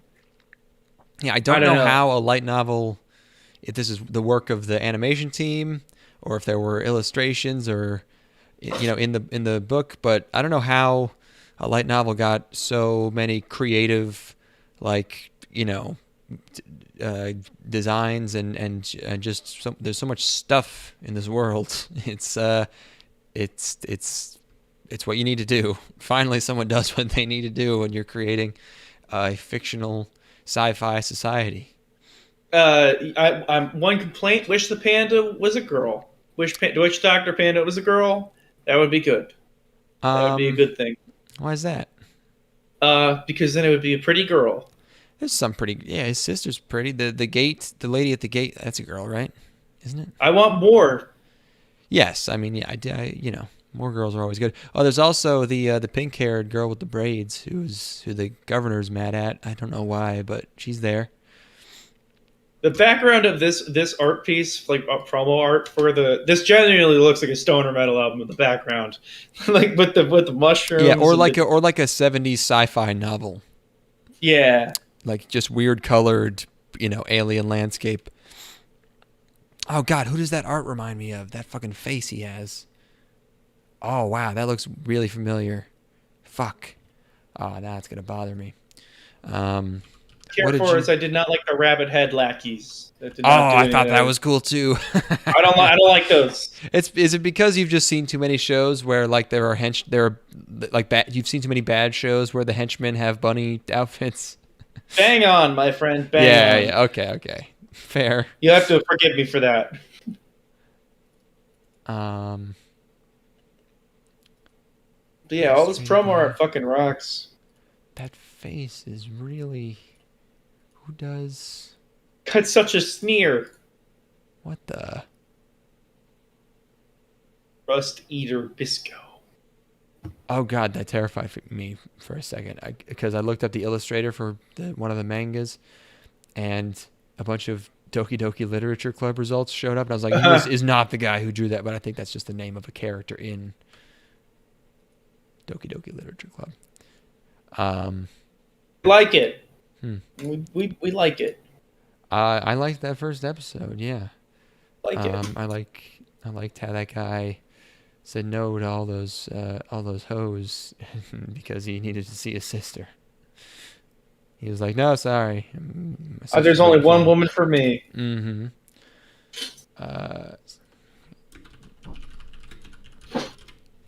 Is there an original character design credit here? Original character. Kei Akagishi. No, nothing. That fucking picture you posted is gonna haunt me. Yeah, he's done like one other thing. Todemo Skill Day Isekai Haro Meishi. This is an isekai, or did I make that up? Is that isekai or a total lie? Oh boy. I didn't make it up. You did. Gotta move on. Art for that looks great too. This guy's a fucking super talented artist. Look at this. Look at this. He did. Oh. Coming. Oh, looks like Okami. I like it. I like that girl with the burger. Yeah. Keep it up. Cool. Okay. Yes. I enjoyed that one. Did I have anything else in my notes? No. Next up. Well, actually, let's try and stagger. I'll do one that just I watched. I watched Fantasy Bishoujo Juniko Ojisanto. Mm-hmm. And I will find childhood friends Tachibana Screenshot Hinata for and that.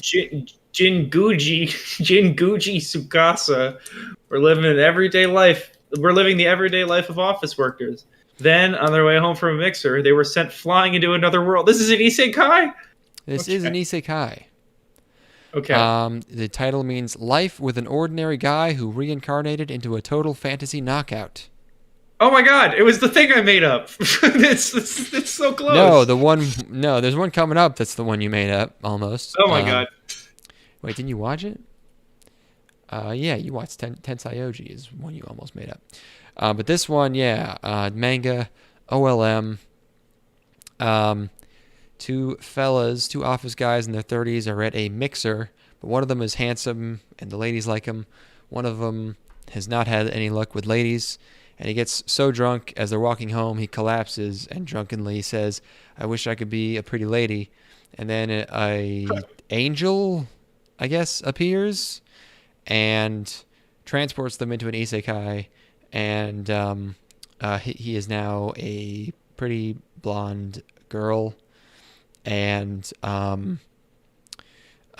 jokes ensue because they both want to fuck each other real bad, but they've known each other since grade school. This is not, I think, a winning formula, because when you have sexual tension and you don't want it to happen, the viewer, then there's really nothing to grab onto.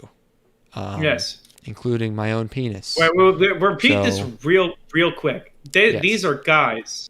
These are two men. They've known each other since they were children.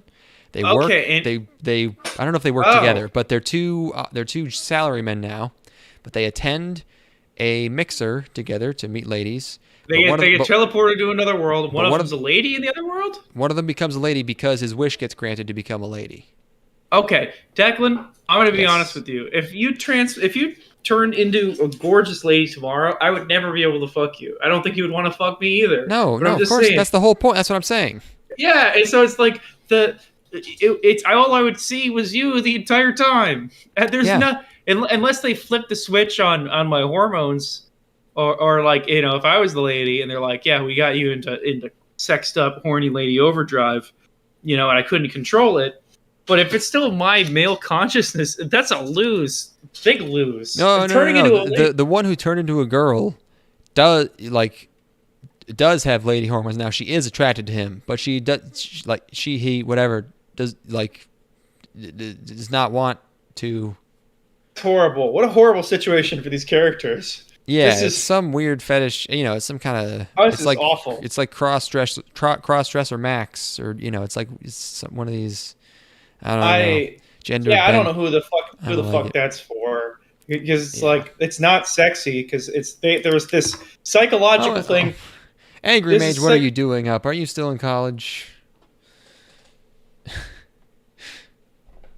I do like the guy's design.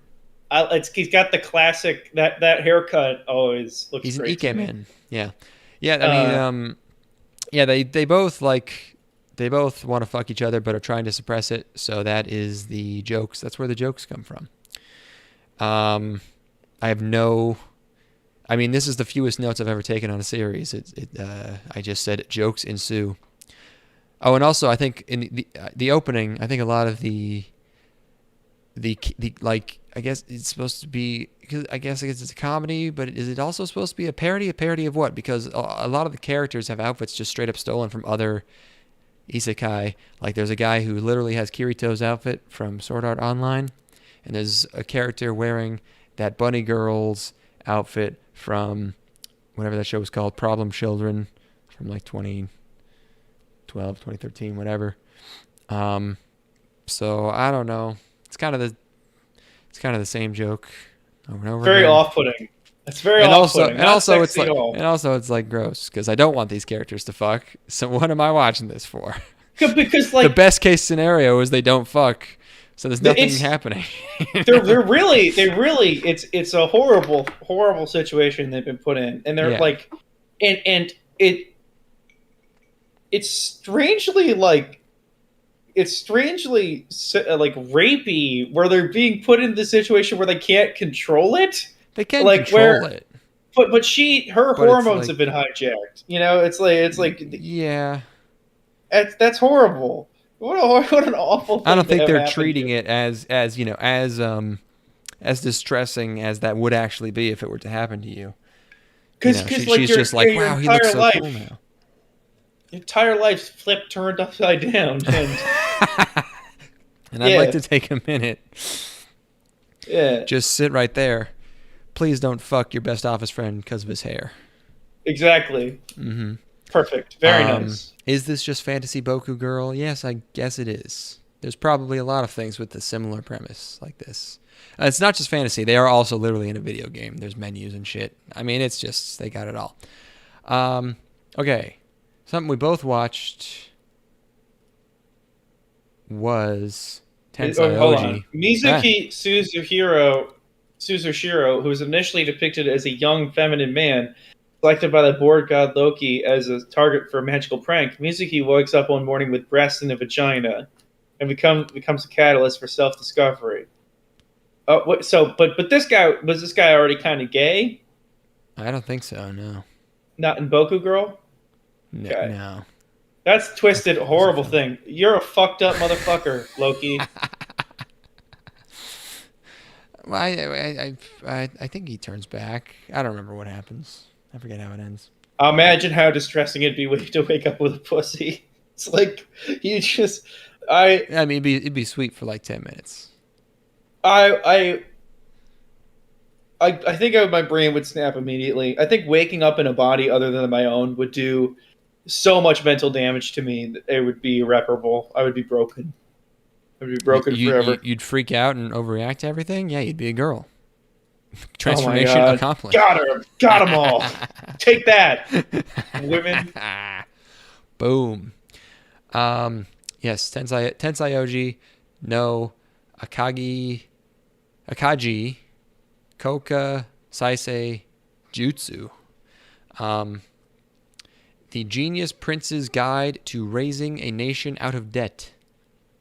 Which sounds like it's going to be a Nathan for You episode. And it's also like another, what if a guy was in an isekai, but he was also smart? Actually, that's not what it turns out to be, really. But, yeah, a He's light more novel. lucky than smart. Yes. So light novel, Yokohama Animation Laboratory. It's got to happen at least once per season. We got the Universal logo. They're in on it. Yes. You know it's going to be a good movie. You see that Universal logo. You see that Columbia Pictures. You see that Paramount. You see that TriStar Entertainment. Oh yeah, A24. You see RKO Pictures. We're talking United Artists. Talking real racist hours. We're talking. When you see the Reichstag logo, you're talking. When you see. You're talking. You see that Canadian Film Institute. When you boot up Triumph of the Will and you see the Reichsmark, the fucking at the beginning, you know it's like, damn, we're about to get us some serious propaganda shit. What's the What's the low budget movie, like straight to DVD rip up movie company?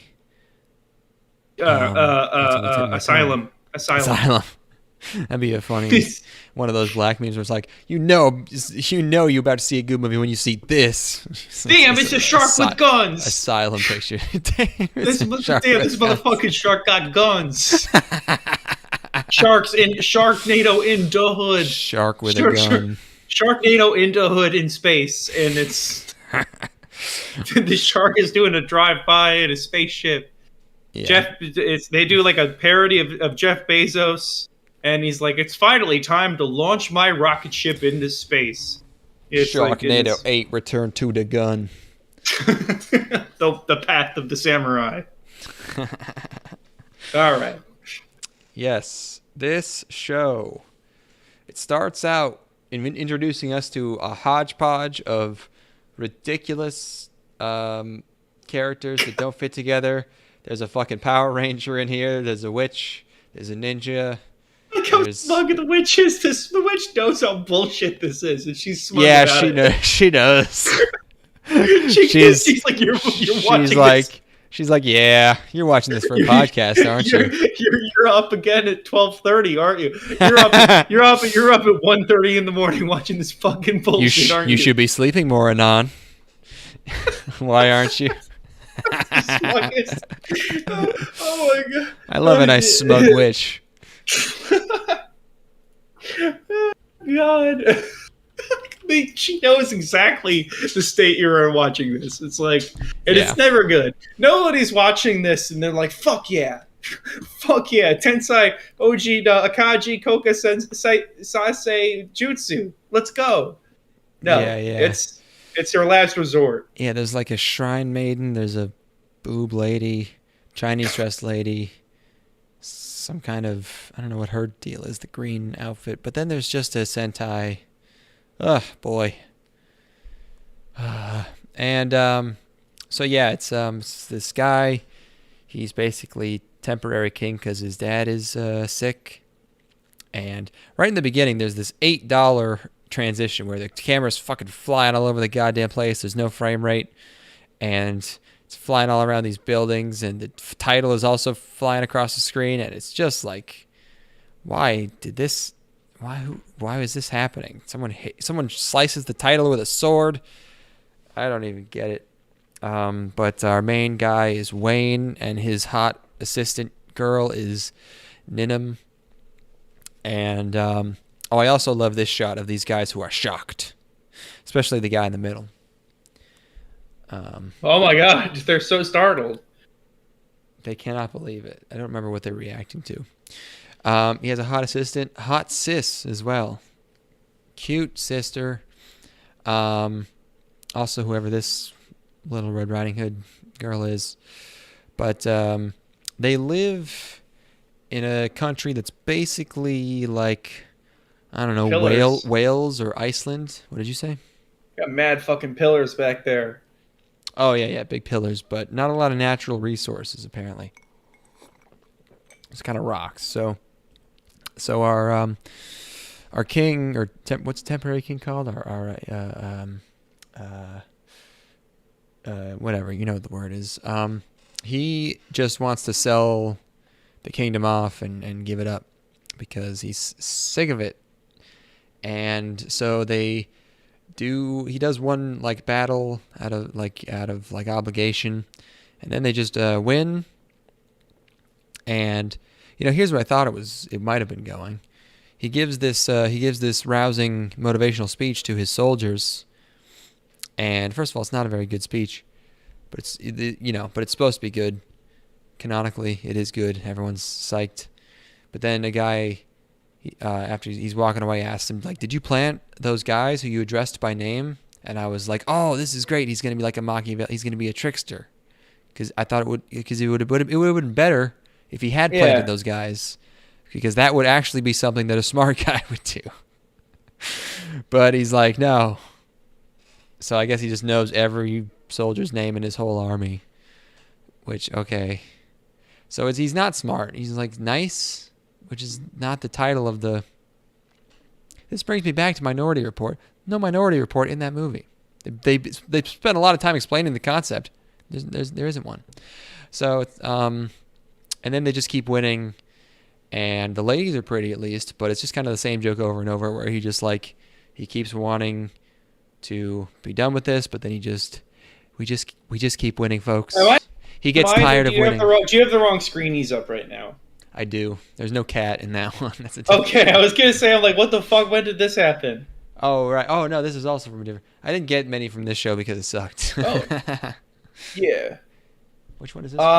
Yeah, he just fucks up his way. It was because I was like, what the fuck's going on? Yeah. Okay. All right. I only got his gang. I only got his Sentai witch gang. Wait, no, I definitely got more. Oh, you know why? Wait, why? No, I definitely got pictures of... Something's out of order. Oh, because I did the shows out of order. Oh, these have all been the wrong pictures. I was losing my mind. I didn't want to say anything. I combined the shows completely in my mind. I'm like, what the fuck is happening? I did it for I've been doing it for 10 minutes. This is great. Oh my god. I'm glad I didn't stop you because I was like, the further we got, the more I'm like, no, there's no way. There's no way I missed this much. That's so embarrassing. Oh my god. Well, because I'm simultaneously listening to what you're saying and looking at the images, and the things that you're saying, I'm more tuned into. And then there's pictures up on the screen. I saw the funny face witch lady. Dude, how much of it did you integrate? How much of the two stories did you smash I together? took everything from the pictures and just put it into the plot of Tensai Oji. These are cursed. We should stop. What a fucking disaster. This is as bad a gaffe as when we watched that gay music rom-com and you thought someone hanged themselves. It's on that level. We're due for one every few years. Oh my god, what the fuck? Did you have an aneurysm? It's because I was doing the shows out of order, so I just went to the next picture and just started explaining. I started explaining my notes for the show, but then I was looking at the pictures and integrating that, so it was just a whole fucking disaster. Oh my god. How did I fuck up that badly? That is crazy. I would have just thought that was the same show. If you hadn't said anything, I would have thought that was the same show forever. Fuck me. Okay, so here's what the characters look like. I was like, just gonna let it roll. The thing that tipped me off is when we got to the battlefield. Like, that's not what that battle looked like. Oh, it's also both the shows have battles, so that kind of. Anyways. Okay, so here's what him and her look like. And here's what she looks like. She's got side boob. She's cute. Okay. Going back over this. Oh, God. Because the thing is that I swear somebody killed themselves in that idol show. I swear. Yeah. I remember all that happening. I remember. I vividly remember what it looked like, too. You combined it with another show you watched that day. Like, you probably rushed through them all. You probably combined it with Happy Sugar Life or something, you know? Here's a sister. She's happy in that one. I explained the whole show. I just now I'm trying to undo. There's no Red Riding Hood. There's not this kooky cast of characters. It's really just him, his assistant, his sister, his generals, who always agree with him no matter what. Look at her. Yes, adorable. And yeah. So. It's not very good. The thing is that he makes decisions that seem like reasonable, and then they end up just working way more in his favor than they should. And he just. Yeah, it's sort of like Tanya the Evil, where the ongoing. It's not really. Well, it is a joke, but it's like every arc starts with her trying to or achieving having a cushy military office job and being set for life, and then being sent to the front lines, tragically, because she's so good at war, and so it's kind of like that. There's other things I'm missing that follow this kind of similar formula. But yeah, there's also gruesome violence, and he's not a genius yet, at least not in this first episode. Like, he's accidentally. Is it sarcastic? Is it like people think he's a genius, but he's not? I don't know. Either way, I don't really care. I would have liked to see a fucking ruthless, like mendacious fucking trickster who's just doing propaganda and false flags and just taking territory and just absolutely just owning fools. But that's not what it is. At least in this episode. Who could say? We reviewed the first episode. So. Well, he wants to sell it. He wants to get out of that. Yeah, which I fuck with. You never hear of a royalty person being like, they're like, I want out. You know, which I think I would do if I were in this situation. I don't want to run a kingdom. Yeah. I'm such immense wealth. This other show has got what a kooky cast of characters it has. So the show with the kooky cast is Kenja no Deshi wo Nanaru Kenja, which means she professed herself pupil of the wise man. A light novel, Studio ACAT. You didn't watch this one. So there's a video game. The video game, guess what, has a huge kingdom with a couple of circular walls. It's very white, very glittery. And they introduce, there's the wise, all-powerful, sorcerer guy. It's still a video game, mind you. We're all in a video game now. But his name is like Danbulf, which they pronounce as Danbulf, but it's spelled DANBLF in the subs at least. So kind of like he sounds like a Silicon Valley startup app, Danbulf, and you see all these totally incongruous character designs, and you're like, all right, fuck you.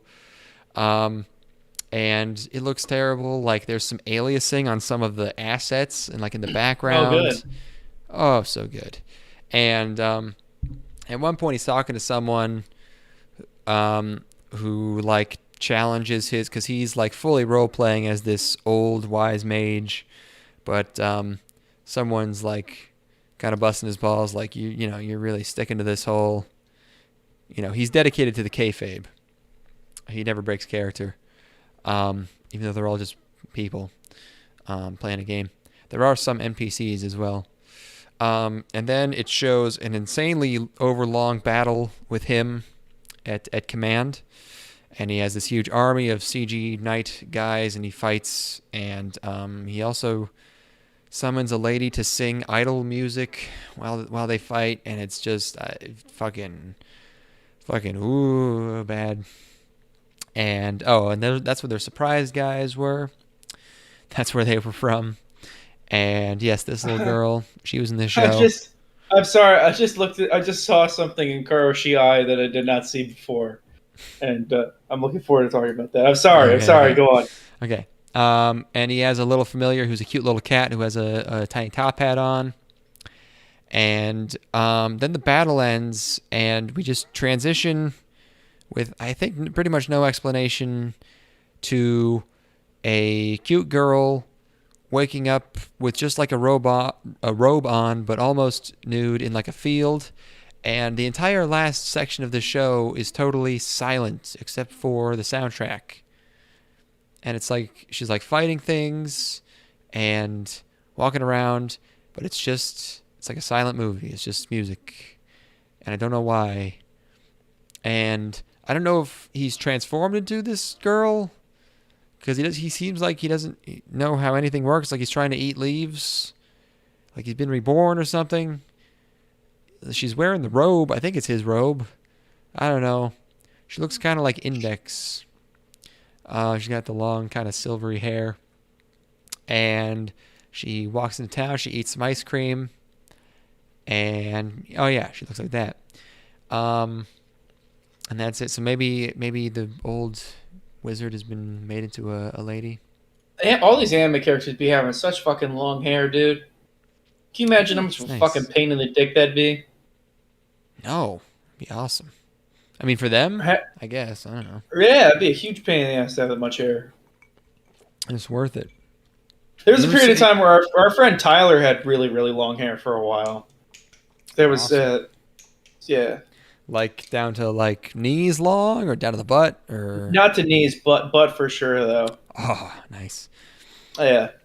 Yeah, yeah, I rarely think about it, but when I see one of those, I've seen videos of a lady undoing her hair, and it goes straight down to the floor, and I'm like, holy shit, I didn't know I liked this so much. I don't even know why I like it. Yeah, I'm the opposite, dude. I like my short little fucking pixie cuts. Yeah, it's practical, pragmatic type pose who will be able to kind of like how a guy. I just like how I like women who are big and muscular and have short hair and have just throbbing clitorises the size of your fucking thumb. What? Okay. I'm looking for the kind of bitch who like you can see her pecs underneath her tits. You know, like a wrestler type bitch. I don't know. You know, I was hanging out with Steven. He still won't let me, meet his girlfriend, and I don't understand why. I think we would get along great. Like he when he put his stuff on my countertop after he left one of her hairs over here, and she smells great. So I don't know why. I don't know why he's like so hesitant about that. I think he's afraid because you're gonna steal his hoe. I You're am gonna quite the seduce hoe her. stealer. Yeah, It's I'm like gonna, I'm gonna steal her from the guy that she lives with. yeah, you're gonna put on Avengers Age of Ultron, and he's gonna get lost about halfway through, and you're gonna He's gonna be kindly looking up. explain to him. Yeah. You're gonna kindly explain to him what's happening. She'll be like, "Oh, well, la di da, Declan. Yeah, We got a genius in our midst. Who's able to follow the Geppetto references. Who's able to? There are no strings on me, huh? Fucking. Anyway, Are those lines from the movie? I haven't seen that. there's a very brief allusion to Pinocchio in that movie, which they drop immediately. Cool. Before we get to the last show, I want to do the shorts. Yes. I'd love to. We watched this season's shorts. There were 3. One of them apparently has not been subbed in English, so we watched 2 of them. We watched. Oh shit! Did I not get pictures? I didn't get screenshots for these, but we did watch Iro Midori. No, yes. I'm sorry. Irodori Midori, which is based on the in-game band from some Sega rhythm game. What? What's what? What's the problem with that? Change our Mirai. What? Music for what? Hold on. Fictional band. Okay. Tuni them rhythm. I don't know. Sure. I'm not. That's the name of the game. I'm looking at the game here. Oh, okay. Tuni them. Yeah, Tunium. Yes. Explain the show to us, Ethan. Okay, it's like K-On! I would describe it as a high school band formation speed run any percent. Yeah. This is 3 minutes. Yeah. There is the airhead, want to form a band girl. There's her friend who is willing to go along with it, but is more down to earth about it. There is casual. There's a girl who sits informally and eats snacks. One is clumsy, and one's a stoic lolly. There you go. The I had a thought. It's gone now. That's okay. Yeah. What was I going to say about this? The alcohol's burned it out of my brain. That's okay. I thought you were out of booze. Yeah, I'm coming down, but I need to be a solid couple drinks deep to do my best thinking. Mm-hmm. That's really what gets the gears all lubed up, you know. That is true. That is actually true. Yeah. No. It looks cheap. There's no conflict in it. There was no conflict. It is devoid of. I mean, it's a short, so there's not going to be anything that happens. Well, I mean, like in terms of narrative drama. Yeah, you could at least have a funny joke, It's nothing. It's nothing. And I have it here somewhere. The other short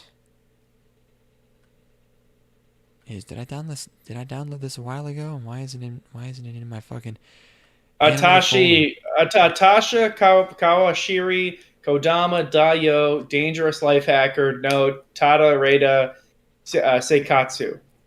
That is correct. And it is in English. I'm Kodama Kawarashiri. Yeah, Kawashiri. they shortened that one up for that one. Okay. I'm genuinely confused. It's just not here. I watched it. It's in this folder somewhere. God damn. Okay. They shortened it. They shortened the time. Okay. All right. She's voiced by Aoyuki. The main character is voiced by Aoyuki. Did you notice that, or did you have to look that up? It's in front of me. I didn't look it up. It's in front of me. Yeah.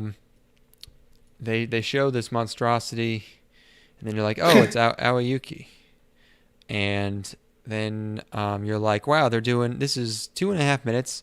Honest to God, a 90-second opening. Yeah. An animated opening. An animated opening, and you're like, okay. Yes. And then you're like, oh, the show is not animated. It is not. No, sir. No, sirry, Bob. It's a bunch of stuff being moved around kind of roughly in sub animation form. Yeah, maybe it's like they're setting things up. Maybe at some point there'll be something to this. But also, I think the subtitle is something along it has the word life hacker in it. So I don't know if that's supposed to be ironic or if her life is going to change somehow. And this was I don't know, but she's a gross manga artist who does not live healthily. She has gross hair. She got bags under her eyes. And I don't know what this is. This is not the kind of thing that. The story depicts the lazy, unhealthy life of Kawashiri, who loves alcohol and anything greasy, salty, or sweet. Yeah, no, it's true. But there's not. What happens in the first episode? Because there's the opening. There's the opening, and then it's her describing her life, and then she sits on the floor and is sad for like 10 seconds before the show's over. Wait, we think we just spent more time describing it than. Oh, for sure. Yeah. Okay. So cool. It's just a little depressing. The final full-length show that we watched was called Koroshi Ai, which means love of kill. Hell, fucking yes. Fucking best title of the year. Let's go. You love those. You love All You Need Is Kill. Love Kill. Yeah. Any sort of kill is some game. Manga being adapted by Platinum Vision. You can tell someone liked Fate Zero. Ladies in suits with guns. Blonde ladies in suits. There's a very jazzy intro. Ethan, why don't you tell us what happens in Koroshi Ai? I'm pretending I finished this because there's tight on time. There's a girl. There's two assassins, and they're at the same site. And the guy gets the drop on the lady, and he lets her go. And then a few days later, he contacts her, and is like, "Hey, I'll give you this guy that you want in exchange for a date." So the dude assassin takes the lady assassin out on a date, and they spend Christmas together. And he keeps saying, he's like, "Hey, this is like supposed to be a real date. You have to act like you like it." And she doesn't do it, and for whatever reason, she's taken a liking to her. And it just seems like there's just going to be continued intrigue between these two characters as she's reluctantly dragged into his life because he's got Mr. and Mrs. Smith. Not really. Not even close. Well, they're both spies or whatever. I don't know. No, she's an assassin, and we don't know what he is yet. He's like he's probably an assassin, right? Maybe like a terrorist. Also, might be a terrorist. Oh, but okay. Yep. Did you like it? I can't say that I did. There's a scene where he's fucking a whore, and then he gets up. Yeah, he's with like a prostitute. And she's like, "Your time's not done yet." And he gets up and shoots a dude through the door. And it turns out that the guy was on the phone with the whore while he was getting up to leave because she was like set up like an assassination plot on him. That was kind of neat and stupid. That's ridiculous. Yeah. And then what else was going on? There's these like detectives who are spending Christmas working because they're trying to crack down on this crime ring. What the fuck else is going on? He takes her to a hotel with the implication that they're gonna have sex at the hotel, and she's like, "I'm not gonna have sex with you," and he's like, "Ah, come on," and she doesn't have sex with him, and she does not consent. They do not have sex, and then I don't know. I was not taken with this. Oh, the thing that I found so fucking funny about this is that I knew her name was Chateau, that's a dumb name, but her name is Chateau Dankworth. Which is good too. I think that's humorous. Did I accidentally delete Angry Mage's comment? I hit a button I didn't mean to. No, oh yeah, you did. Oh, there's no. a bunch of interesting characters showing up in her. There's a bunch of Russian spam. bots. I don't know what the fuck button I hit on Angry Mage. Angry Mage, we're not mad at you. I don't think you're listening anymore. And then we there we go. We petered out, baby. We did it. What happens if he was already a moderator? I don't know. We have squeaked out yet another full season. Just that little trickle of air escaping from the anus of our podcasting mouths. It's just You can't undelete a comment. This is bullshit. Squeaks out. Oh, I'm sorry, Mage. Yes, that is the end of winter. Holy fuck. That took way longer than it should have. I had a lot of shit going on, so I for the beginning of the month, so I was a little busy. But yeah, This is about how long it usually takes us. Yep. Yes, congrats. Yes, the next time we broadcast, we will be coming to you live from the front lines of Ukraine. Of course. Where I will be I'll be fucking teaching Ukrainian tweens about proper fisting technique.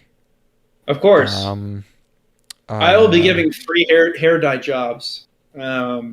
And I have two colors. We're basically 9/11 first responders, is what I'm saying. You cut out for me, so that joke didn't land, but I sure was funny. It was good, yes. You got anything else you want to talk about? Do they have Fate Zero over there? Do they have Fate Zero? Well, no, that's what we're trying to bring it over. We're trying to let them have things like Fate Zero and have things like things that we take for granted. Yeah, like things that we just take for granted, like burning buildings down and poop on the subway. So, hopefully your donations will make a difference.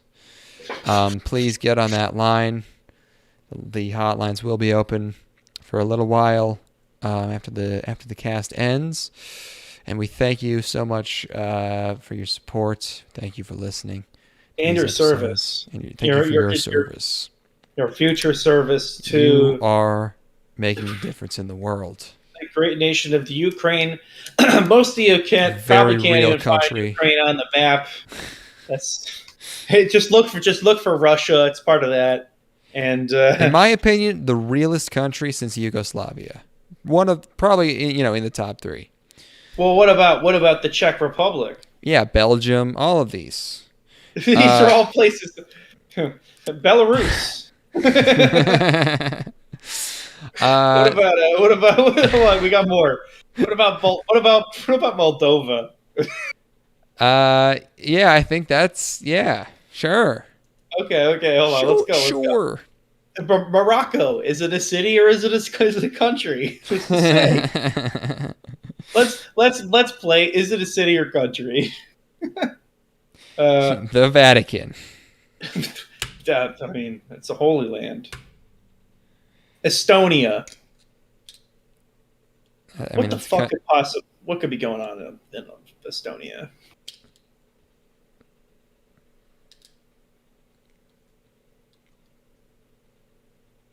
Okay. Call us at that number I said 2 hours ago. We have the song. Play it. We do have the song. Oh, yeah. It's 41977. Wait. STCK. Oh, that is 5. Yeah. 41977 stock. Send us emails at podcast@gangstalking.com. And we will be doing an episode that's not on currently airing seasonal anime next time. Thank you for your time. I don't know if this is the right timestamp. There we go. Bye.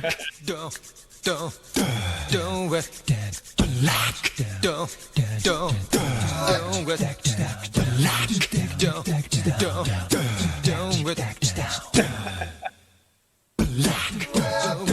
その男、そのバーボン。当たりはいいが、やわじゃない。